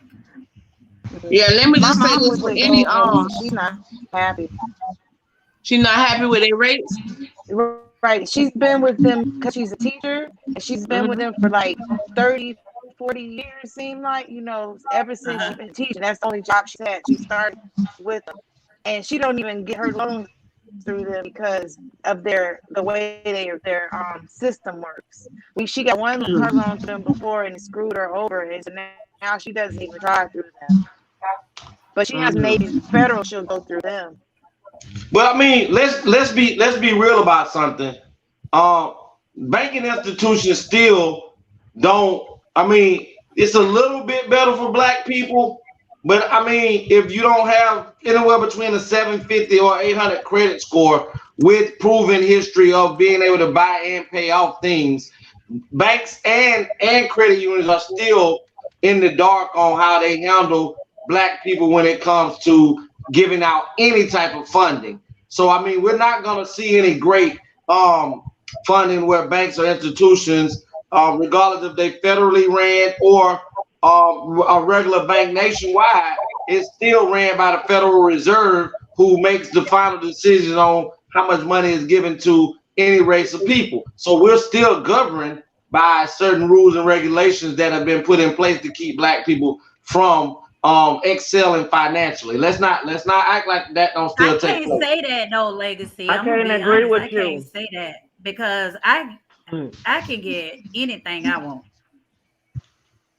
And when I say anything, it don't matter. I can get anything that I want because I have the credit score that I need, and I know how to go in and I know how to talk. As long as you know how to talk to people and you speak their lingo, you good. You know what happened to me just recently, and I was really upset with a car dealership. My lease was getting ready to be up, and I went to Toyota over there by Summit, and I was gonna get me a Lexus. And I told them, I said, well, okay. So I decided I was gonna go in there, and I told my son to drive me there. I did not go in my Mercedes because I felt like they were gonna stereotype me. So the car dealer, he still stereotyped me. I'm gonna tell you what he did. He looked at my color, and sadly to say, he was a black man just like me. So I told him, I said, I wanted to, test drive the Lexus truck. And the first thing he said, oh, do you think you can afford it? I still didn't say anything. I still told him, all I said was, go get the keys. Let me drive it. So I drove it. I was trying to call to unlock my credit profile. Tell you what he did. He gave me a business card. He says, so when you can afford it, you can come back. Just that way. And gave me his business card. And I was like, wow, that's how we do it. And I was kind of upset with him. But then I wasn't upset with him because he was ignorant, because he looked at my color. He didn't know what was in my pocket. He didn't know if he ran my social security number, I was going to come back like I needed to come back. He didn't know that. He just judged me from the way I looked. So I said, okay. I still went not dressed up, dressed down, went over to Jaguar and McLaren on Okeechobee. The people in Jaguar and McLaren treated me like a person. They didn't look at my color. They didn't worry about my pocketbook. They didn't worry about none of that stuff. I test drove a car there. I was unsure that I was getting the car.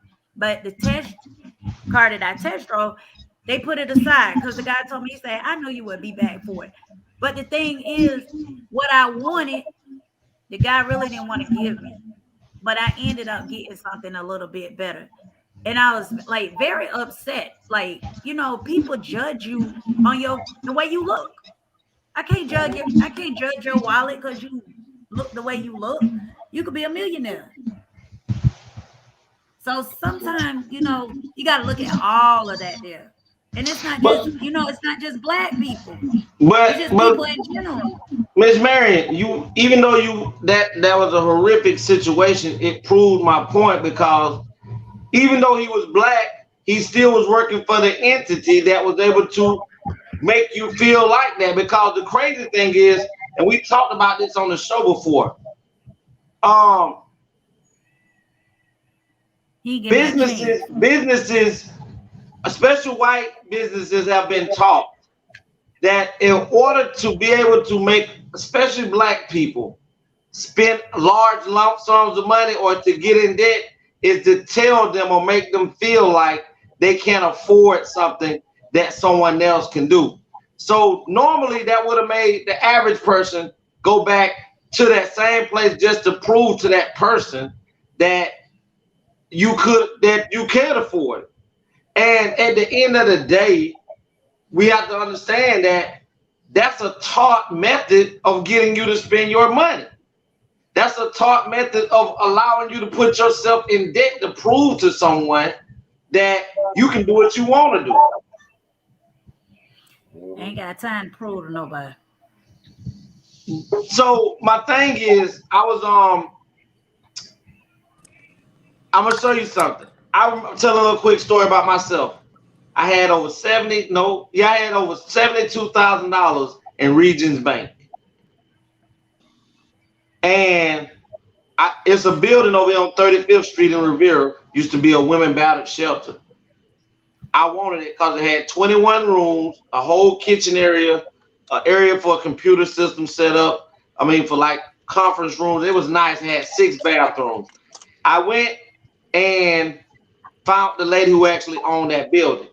Her name is she's the mother of the Parson boys. And she told me that there was a few steps that I needed to do if I wanted it. She told me whatever she was going to charge me for renting the building. Me and a couple more business people got the numbers together. And we put together a 10-year business plan, not a 5, but a 10-year business plan that showed that well over that building and that business would generate over 6 figures every year. After going and speaking with city council members in Riviera Beach, they told me I had to pay like a $4,500 application fee. One of the main things they wanted to keep stressing was that you do realize that this building is in a drug-related area. So like I told them, show me where it in West Palm and in Riviera Beach that's not a drug-related area.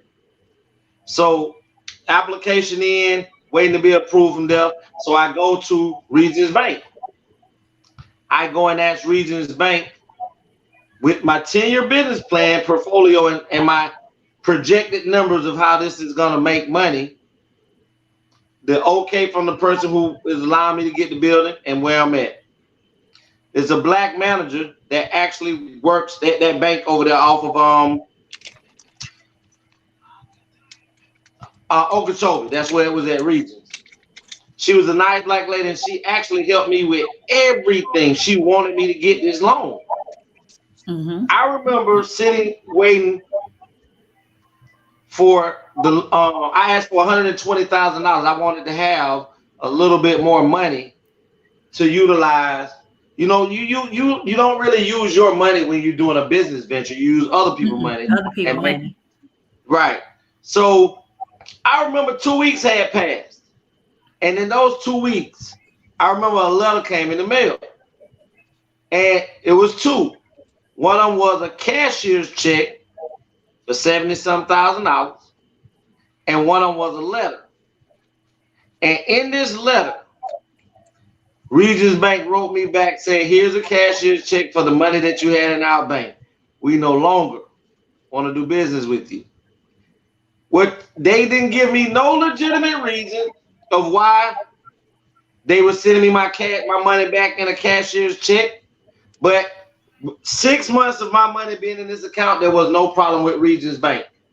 When I went to Regions and asked them to borrow $100-some-thousand I already got $70-some-thousand in your bank account. Them folks sent me my money back and told me they no longer wanted to do business with me. So when somebody tell me that's not how the overall view of it is, maybe, you know, when it comes to credit, but I guarantee if you do the numbers, If the amount of black people who have just as good credit as white or Asians in the United States of America are denied 5 times more with the same credit score, Equifax score, and all that other stuff the same, blacks are still denied 5 times more than any other race in the United States. Go run the numbers. I have to run the numbers on that. Get back with me. I'm gonna get back with you, Legacy, on that one. That's a mind boggler right there. I'm gonna have to see that though. I have a question. What would be the difference between an individual wanting to fix their credit and just started writing letters to the credit bureaus, as I've been told in the past, and or coming to your service? What would be the difference, or the advantage or the disadvantage? Because we do all accounts in one dispute. If you did it, you got to go one by one. And the best way to get results from a credit bureau is do all the accounts at one time. You do all 3 bureaus, all accounts at one time. That's called one challenge. So you got 30 to 45 days to get the information back. So say, for instance, in one bureau, if you got 37 accounts are going to be on their one dispute letter. So whatever's in there, that's counting against you. And that's the way to do it because you get a better result. And how long have you been doing the credit services? Almost 8 years. I know your prices vary by, case by case basis, but can you give us like the general range of how much the person will be paying monthly? If they were monthly, about I would say about 100 monthly. That's not bad. That's not bad at all. No. To get what you want, that's not bad at all. The credit monitoring, paying that $25 for credit monitoring. When you sign up to do the actual program itself, that comes with it. That monitoring system that you're talking about, that credit monitoring, it comes with it. And as long as you active, with your service every month, you have the opportunity to use that monitoring system. So is the service the 100, like you said, pay 100 a month? That's towards your debt. And then it's an additional fee towards the service. It's 2 fees. No, it's a lot of stuff that comes within that 100 a month.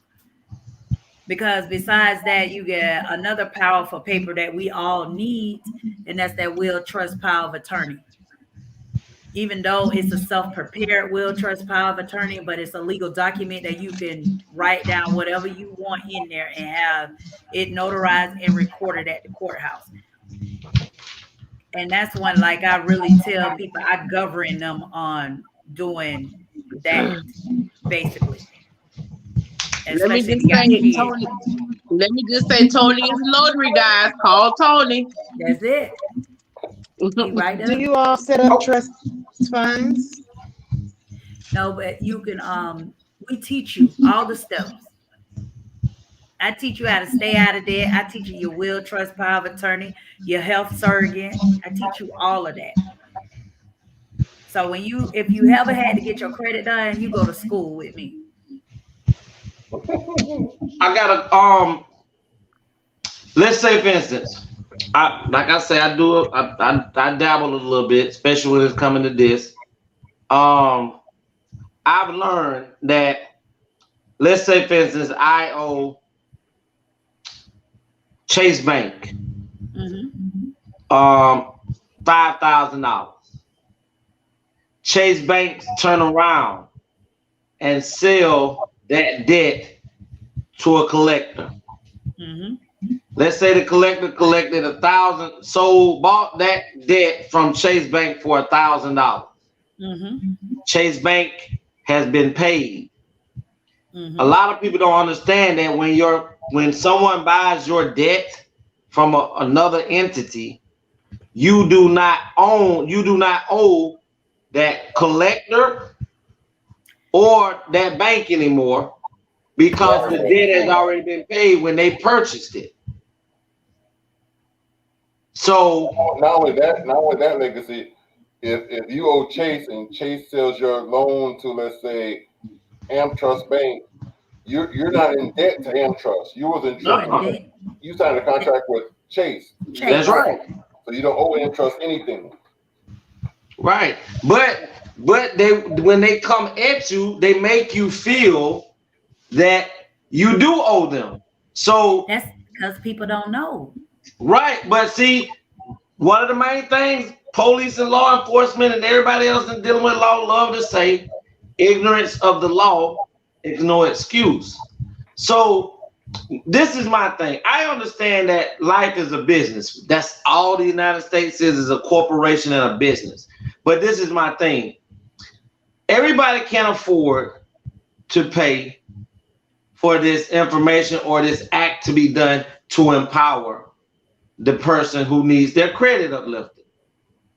Why is it that we don't have a group base of individuals who are moving in this direction to financially construct Black individuals without charging a fee, and to show people how to make their credit better so that they can live better without trying to make $1 off of improving someone's credit? Why is that not going on? Why are we not? Because they gotta eat too. I hate to say this right here, but I'm gonna tell you something. Go ahead. They find money for everything else. That's true. Fix your credit. It'll fix your life. Mm-hmm. But what about the people that can't? If I run into somebody that's sincere, okay, well, let's face it. If I run into somebody that's real sincere about getting their finances done, that means a single parent or somebody that want to do change in their household and they sincere, I will guide them what they need to do. Okay, basically. But you got people, they want to pay $5,000 for these microwave results, and then in 90 days they come back and hit them side the head. Hold on, Miss Marion. Kiana Foster said, why is this go ahead. Kiana said, why is this not taught in school before the credit is ever damaged? Because they don't have time to teach this in school. They're too busy doing other stuff. And I'm a teacher. We too busy worried about skills for standardized and state tests. We ain't got time. Now, if we do squeeze in, because at my job we have a financial literacy class for the students, but it's optional. It's optional. Mm-hmm. I think things like this should be mandatory, especially with the Black athletes or with athletes, period. Because you can't. How are you gonna take an 18, 19, 20-year-old fresh out of college and give him all these billions of dollars? Give him all that money. Who has never had it before? Now he don't know what to do with it. This your cell phone number, Miss Pollack? Yes, it is. See, this structure is taught in my house. When my 18-year-old graduates and he leaves to go to the military, he's already been structured. Because see, when I was 26, I was in Chapter 7 bankruptcy court because I was being crazy. But in my household, this is taught. Okay, so come along his way, I teach it to the kids because everybody's not able to have it. Mm-hmm. So let's just look at the overall picture, Miss Marion. Mm-hmm. Yes, everybody needs to feed their family, and everybody has, I understand that this is a business. But when are we, and me and Tony battled about things like this a lot when we having our one-on-one sessions, because Tony feels like I want to save everybody, and that's not the case. If I'm able to empower, that's like education. If I knew how to read, and I'm not gonna, and I won't, and everybody else can't read, everybody else is illiterate, it would be wrong of me to not educate those that are illiterate because they can't read.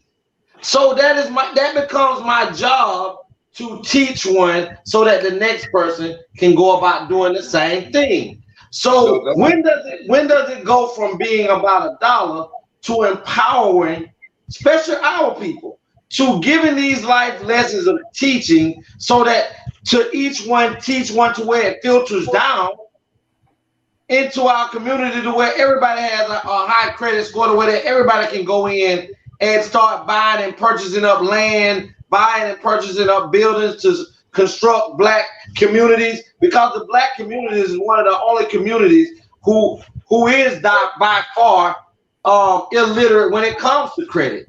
We're also one of the only black communities that don't have our own doctors and things that are running our own personal self clinics and things in our black community. We don't have those things because those things are not taught.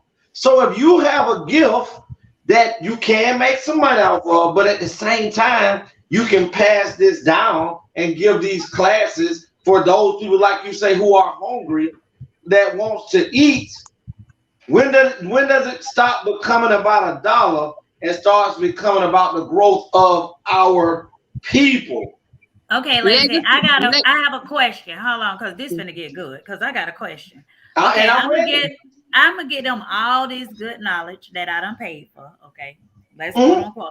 When they get ready to go to the realtor, you know anybody getting out free houses?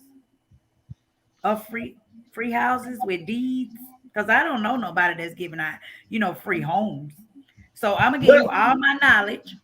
I'm gonna get you where you need to go. I'm gonna be broke over here, but I'm gonna give you all my knowledge. I'm gonna get you where you need to go, and then you're gonna go and purchase and make the realtor rich. That ain't working. But I didn't say you had to go. Hold on. I didn't. But that's the way it's gonna be, because I'm gonna get you credit ready. You going to buy stuff because they're not gonna give you nothing. And then now we become pocket watching? That's like pocket watching. But it's the business. You got to respect the business. Let me answer the question. Okay, answer the question, Anthony. Okay, because y'all going back and forth. Okay, what if I pay X number of thousands of dollars to go educate myself? Yes.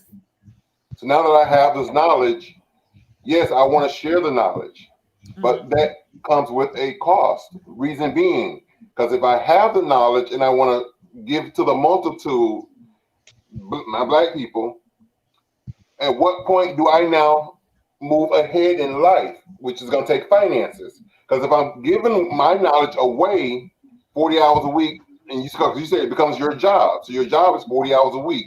So 40 hours a week, I'm feeding the multitude what I paid for free because they can't afford it. How do I eat? I'm finna tell you how. A lot of rich people don't sell their products at hundreds of dollars. People that wants to educate you or give you or get you to buy into how they're doing things, they don't charge you hundreds of dollars repeatedly. What they do is they get a large area, rent it out, and do a seminar and charge a certain amount of money for a certain amount of days to get you where you need to be so you can be educated. So if you are able to host a seminar to get this class and everything that you need to get done within 3 days, and you say, hey, you're gonna do 3 sessions a day, and you holding 4,000 to 5,000 people a day who wants to have this information, and you're selling out, and you got 10,000 people, and you're selling out all 3 of these days wherever you go. If you're having 10,000 people and you're charging $100, you made $10,000 3 times that day.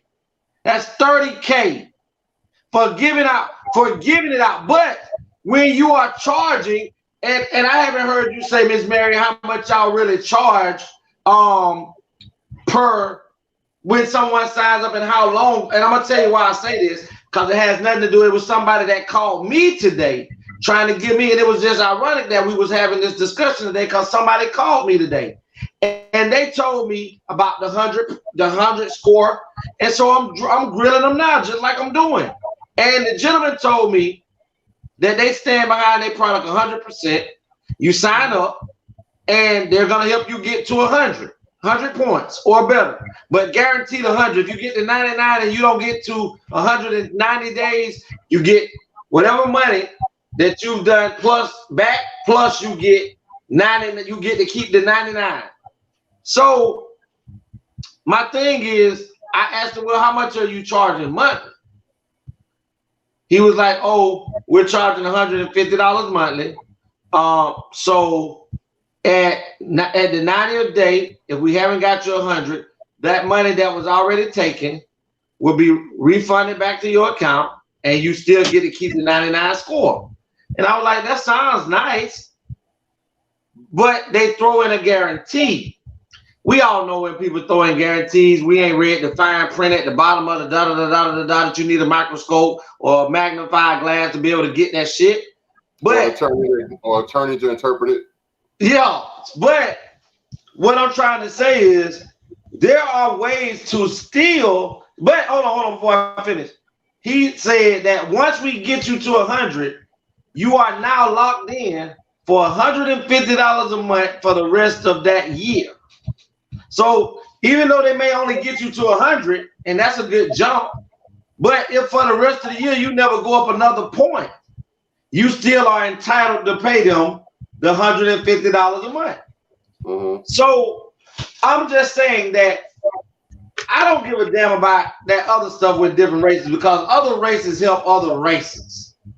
All I'm saying is there is a way to empower yourself and still make a nice living without draining the pocket. Because we look on TVs and we look at these webinars, people charge $19 sessions, $20 sessions to get a CD in and sit in here, and they got hundreds of thousands of people all across the United States paying this money just to get this information. And they're not charging $150, $100 to do this every month, and they still eating.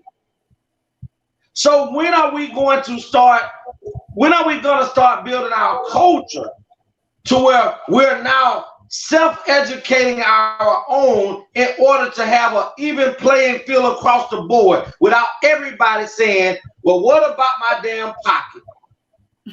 Well, why don't you go get trained in the credit repair business and you go do that? I'm with you, Miss Marion, because I watch them pay for everything. As a teacher, I watch my students with $200, $300 pairs of shoes on, getting F's, doing what they want to do, parents buying them whatever they want to. I look at bundles, lashes, nails, and this is the type of funding that can be used for something positive, like fixing your credit, to set your children and your family up for the future. I mean, you don't go to Walmart negotiating, talking about, you don't go to Walmart, let me negotiate this chicken with you. No, you go buy the chicken from Walmart. So why are you gonna knock the black business that Miss Marion? It's not about knocking a black business. I was asking her, how do we go about empowering people who cannot afford to do that? Because I'm pretty sure. I heard you. Just because you yelled on me, your point come across better because you yelling. All I'm saying is, if I am trying to see if we can find a way to still make money for the person and still educate at a rate to where people can afford to do this, why not? Okay, I tell you what, Legacy, you set up the auditorium, you put the rate together to charge the tickets, you pay me and I come educate them. That's how we'll do that. So when you do it from a large scale like that, Legacy, you got to also look at the cost of the building. Yeah, you're renting the building. Not even that, Tony. The same people that she give it to for free gonna be the same people that chop her at the neck and go low under because they did not have to invest the time or money in them. So when we ask about us as a people, you can actually turn back and say, I'm gonna help my people, and your people will be the one that bury you. Yeah. So first, our people got to learn to stand up and love each other. That happens in every race. Every race, you have people that stab you. But you ask why nobody don't hand back. We're crabs in the bucket. If I come help you, let's say she charging $100. The next person gonna be like, shoot, so I can get people from her. I done learned everything. I do it for $50. So case in point, her kids won't eat. Let me ask you a question. Marion, once a person pays the initial sign-up fee and the $100 every month, they don't have to do anything. You guys do everything else? They do the letters, and then you get a whole portal. So it wouldn't be me just saying, "Oh, this happened, that happened, this happened." You'll be able to see it yourself on the computer screen. So, but it's nothing that the person will actually have to do. You guys do the hard part. We do the hard part. And to me, that's worth it. Like, that's worth it. When I think about what it took to get your credit right, because I tried to do it, and it was a nightmare. It was a nightmare trying to do it on my own. Because there's certain laws and stuff that everybody are not, you're not really aware of. Everybody don't know about these laws and these loopholes, and because they'll tell you one thing and I want to say something to Legacy. Legacy, Yes, when I ma'am. started this business, it was we're going on 8 years, okay? There are people along my journey that I have invested. I'm talking about money in for business, okay? Because this is a business and you have to invest. I lost $1,700. I invested in them. I'm still friends with them, but I know how to take them now because what they did, they used the platform and now they're in their own credit repair company. Okay, they are lowballing, they are taking clients, they are doing whatever. But guess what? I'm not hating on them. Do what you need to do. If that's what you have to do, you do it. Because I look at it like this here. What God got for me gonna be for me no matter what. But I have helped people and I have lost money. But I'm not mad about losing the money. I just felt like, okay, I planted something.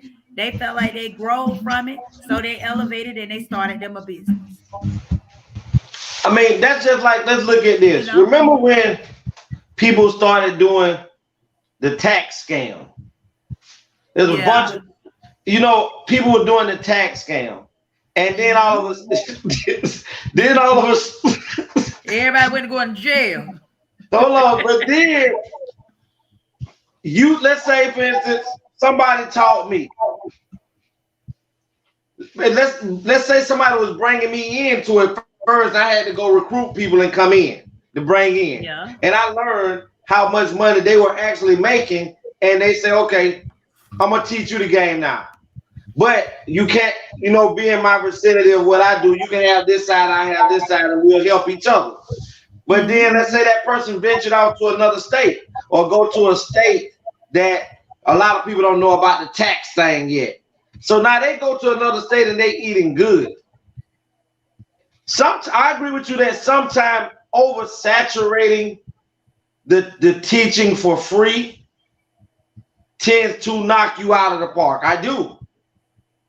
But like I say, everybody, the ones that's hungry, I believe in, if you know that you probably end up with $1,800 to $2,000 for this product that you're giving somebody, and you say, you know what, I'm gonna run a special. I want to help 200 people today. I'm only charging $500 for this.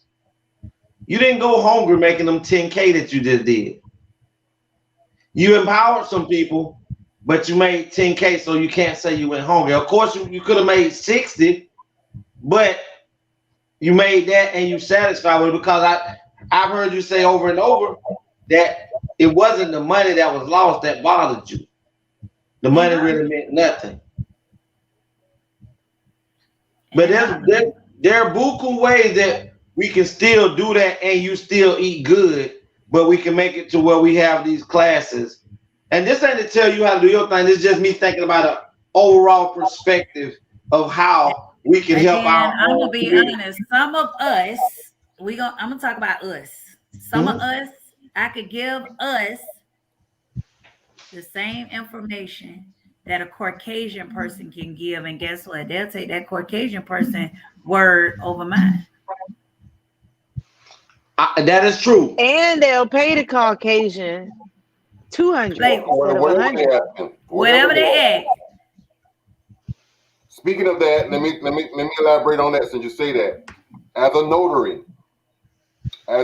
when I quote my price to us, they question it. What? Did it? Oh my God. You know, if I tell them it's $10, I got 7. Well, I didn't tell you it was 7. I told you it was 10. So why come on back when you have the other, you know, the rest of the money. I'll still be here. I'm not closing. You know, I need all of my coins. You know, and then it's so funny how when I tell them, come on back, I'll still be here. You know, when you have the rest of the money, it's so funny how all of a sudden seconds later, oh, I got it. You found the $10 bill, but you couldn't find it 3 seconds ago. Okay. You know, but I'm like Tony. But when I tell them, the other color people, it's 15, it's 20, they have no problem. They give you that coin and they tip. And keep going. And repeat. Yeah. See, you can't. And tell their family and friends. Yes. That part. And you know, it's so bad that I hate to say this because I don't like to stereotype us, but it's so hard when it comes down to Black people. I don't understand us. I don't understand. We will go and buy all the knockoffs.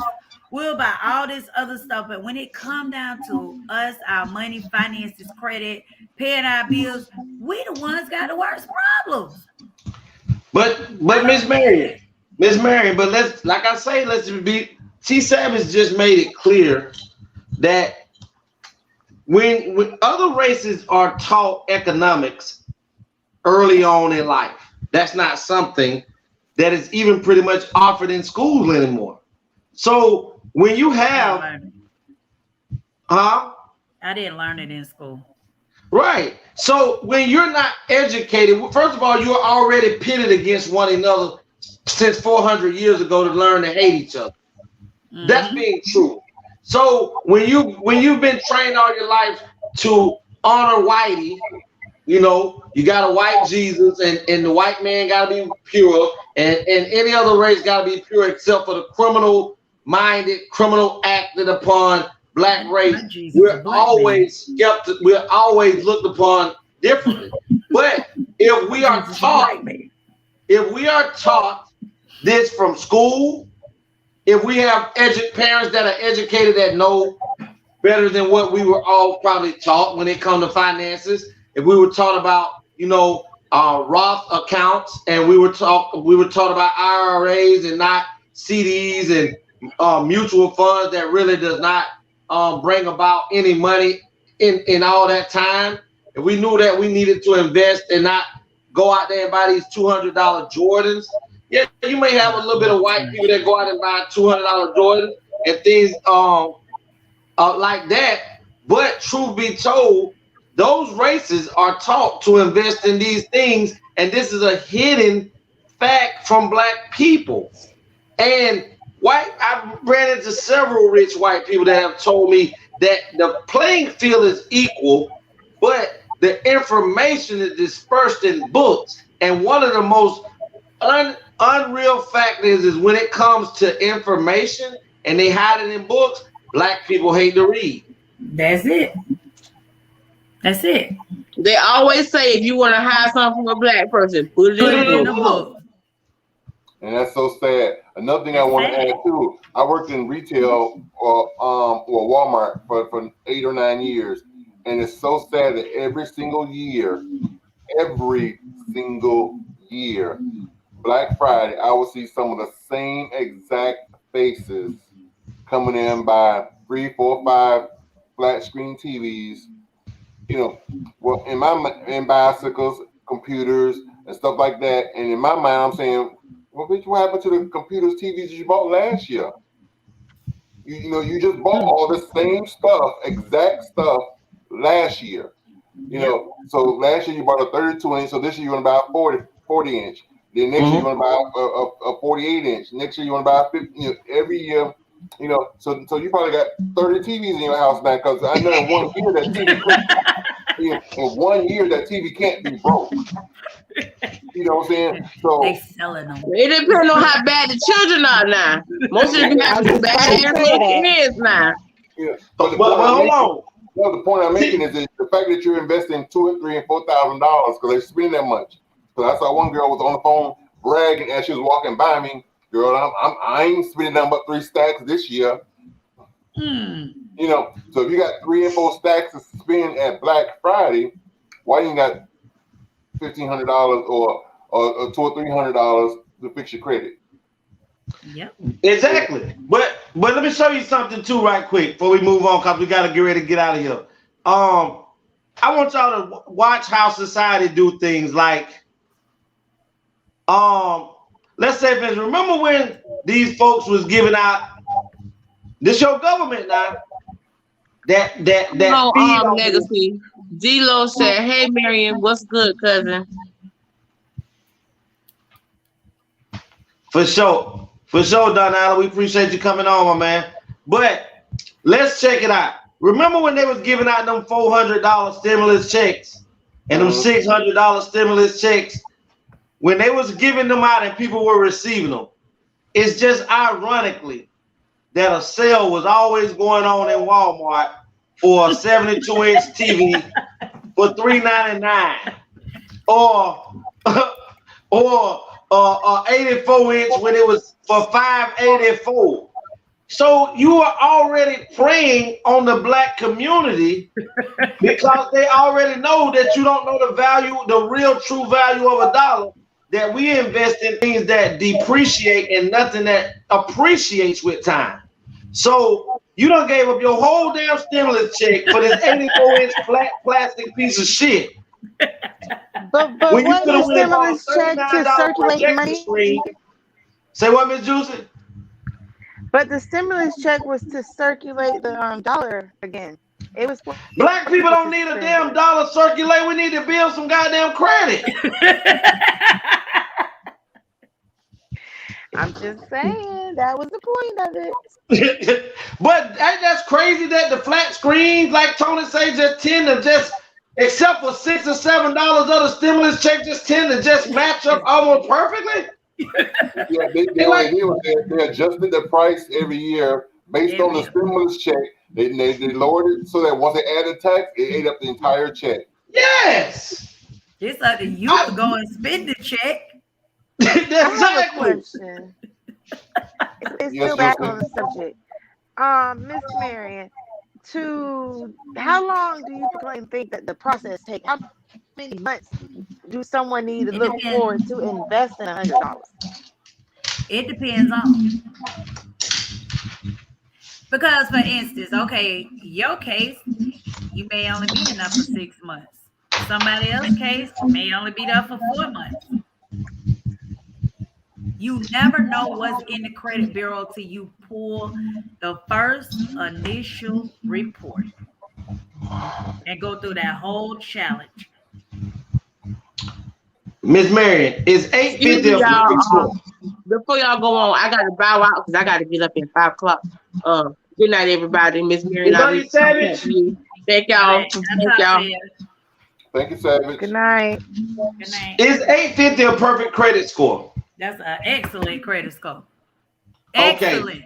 So let's say you are able to remove all bad remarks, Miss Marion.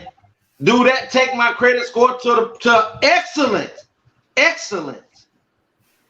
Now, when I'm taking off the badge, you got to be putting on something good. How you gonna put on? You got to put on something good. You got to have, you got to have some revolving credit cards, car payments, mortgage, something revolving. Just so you take up all the bad. Something that you're paying on a monthly basis. Yeah, you got to do something good. So once you get the credit to a certain level to where now I can go and get something, I need to go put myself in debt to show that I can pay something. You got to show them that you can pay. You already done showed them At you least was for 6 bad. months. Like, come on. So it's best to go get a secure credit card and get a line, because with a secure credit card, you can go in and open that up 500, 1,000, whatever you putting down, because that's the money that you are investing into yourself, right? Right. Yep. And then go and make payments and make sure you stay on it monthly, and also pay not just the interest but the principal also. And when you get a secured card, do not go over 30%. So meaning don't What I max did it with out. my card, Don't what I max it did out. with my card was I used it, like I would pay my bills and then the money that I had to like say I paid my light bill, but I gotta pay my light bill regardless. I use my credit card to pay the light bill and then pay my credit card bill with my money. And I just paid all my bills with my credit card and then paid my card off. You still don't want to go over the 30% because see, when your closing date hit, no matter if you paying it off or not, if you over that 30%, you're not gonna have a good credit score. It depends on the card. So say for instance, if you got $1,000 card, then you got a little leeway to play around because you got $300 you can play around with. But for instance, one of my credit cards have to be paid on the 1st of the month. Okay. By the 20th, that's my cutoff date. So whatever I've already charged before the 20th, I need to go ahead and have that taken care of. So when they go ahead and do my record for the month, I'm recorded at my 30%. Mm-hmm. Oh. Yeah, it's a numbers game. And another thing too, you don't want to make your payment, say if your payment due on the 17th, you want to make that payment at least on the 13th. 13, 14.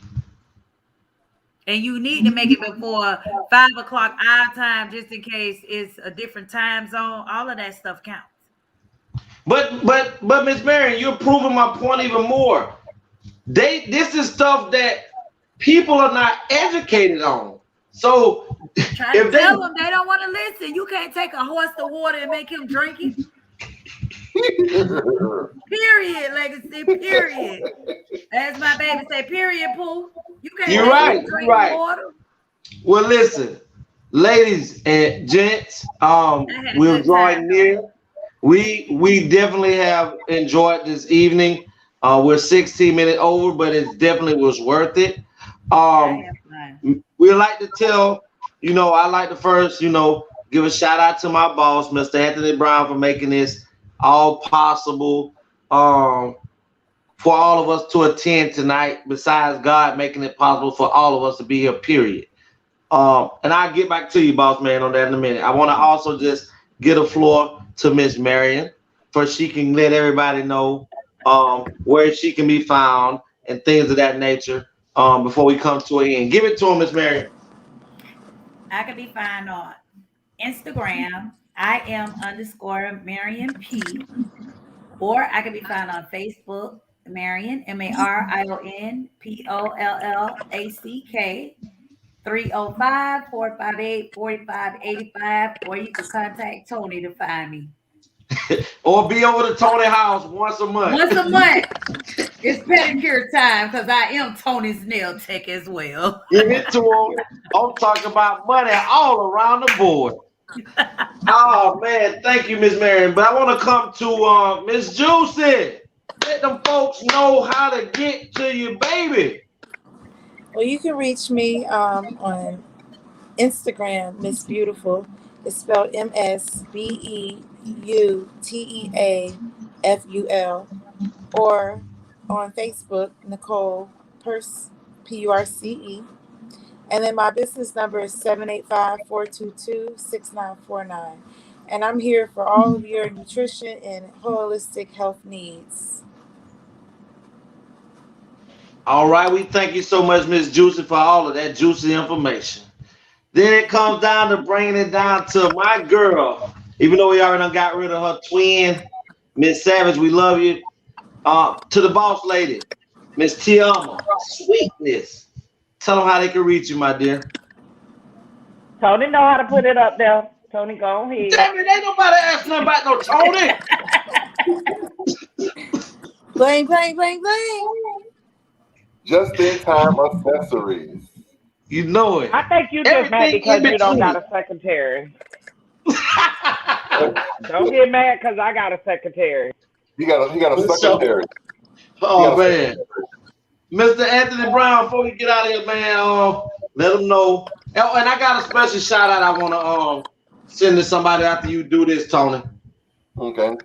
I just want to say that before I tell you where I could be reached, I just want to remind everybody, if you're new to the channel, definitely hit that subscribe button. I forgot to say it earlier in the show. Hit the like and no more comments. All right, everybody. Far as for me, Legacy the Great. I appreciate everybody coming out. Wait. You moving kind of slow tonight. You sleeping? I just said subscribe. I didn't tell you where you can find me. Well, get that in. Are you not listening? I'm hungry. There's a little delay. It's because of the reception. I can be found on Facebook, Instagram, Twitter, and YouTube. The Anthony Brown Show. What about out there beside the road walking the dog? No. I thought he just walks with you. The dog. The dog. My office hours are from 9 to 5. 5 heartbeats. Yes. Yes, you are, Legacy the Great.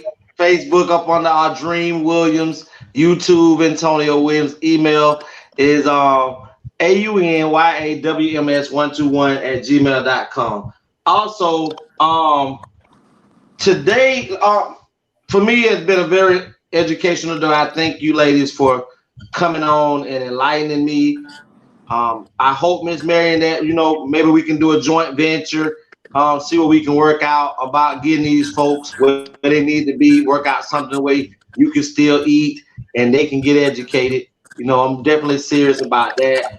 But as far as for me, before we go, I want to give a shout out to a sensational sister of mine. She recently graduated from Valdosta State University. Kiana Foster of Valdosta, Georgia. She has a bachelor's degree, bachelor's of arts, and she just recently completed this. And she was just on the show, and I just wanted to let my sister know just how much I appreciate her working hard and doing her thing. Always finding time to support me in my ventures and my family that's here on the A.T.L. She could have been in bed right now because she had to be to work. There she is early in the morning, and she still stayed in. Yes, thank you. Yes, she worked so well. And I know I talk a lot of crazy stuff, ladies. Go ahead. I said crazy. I said what you really meant. Carry on. But I really do believe in Black power. Definitely, I'm uplifting when it comes to us. But it's great to see when we as a people, but especially our sisters, our mothers, our aunties, grandmothers, and things, continue to excel even in the midst of being in the middle of the frying pan at all times. So I definitely want to continually encourage her to keep pushing forward. She also just got an interview today. She to get another great job opportunity, making about $16,000 more than what she makes now. So I want to congratulate her and to go ahead and keep her uplifted and to let her know that job will be hers. But before we get out of here, I want to just let everybody know the A.T.L show will be premiering Friday at 9 p.m. So if you're late, we still appreciate you to come on in and do your thing because we need all the views and all y'all attention and participation. So on top of that, everybody, A.T.L. ho. A.T.L.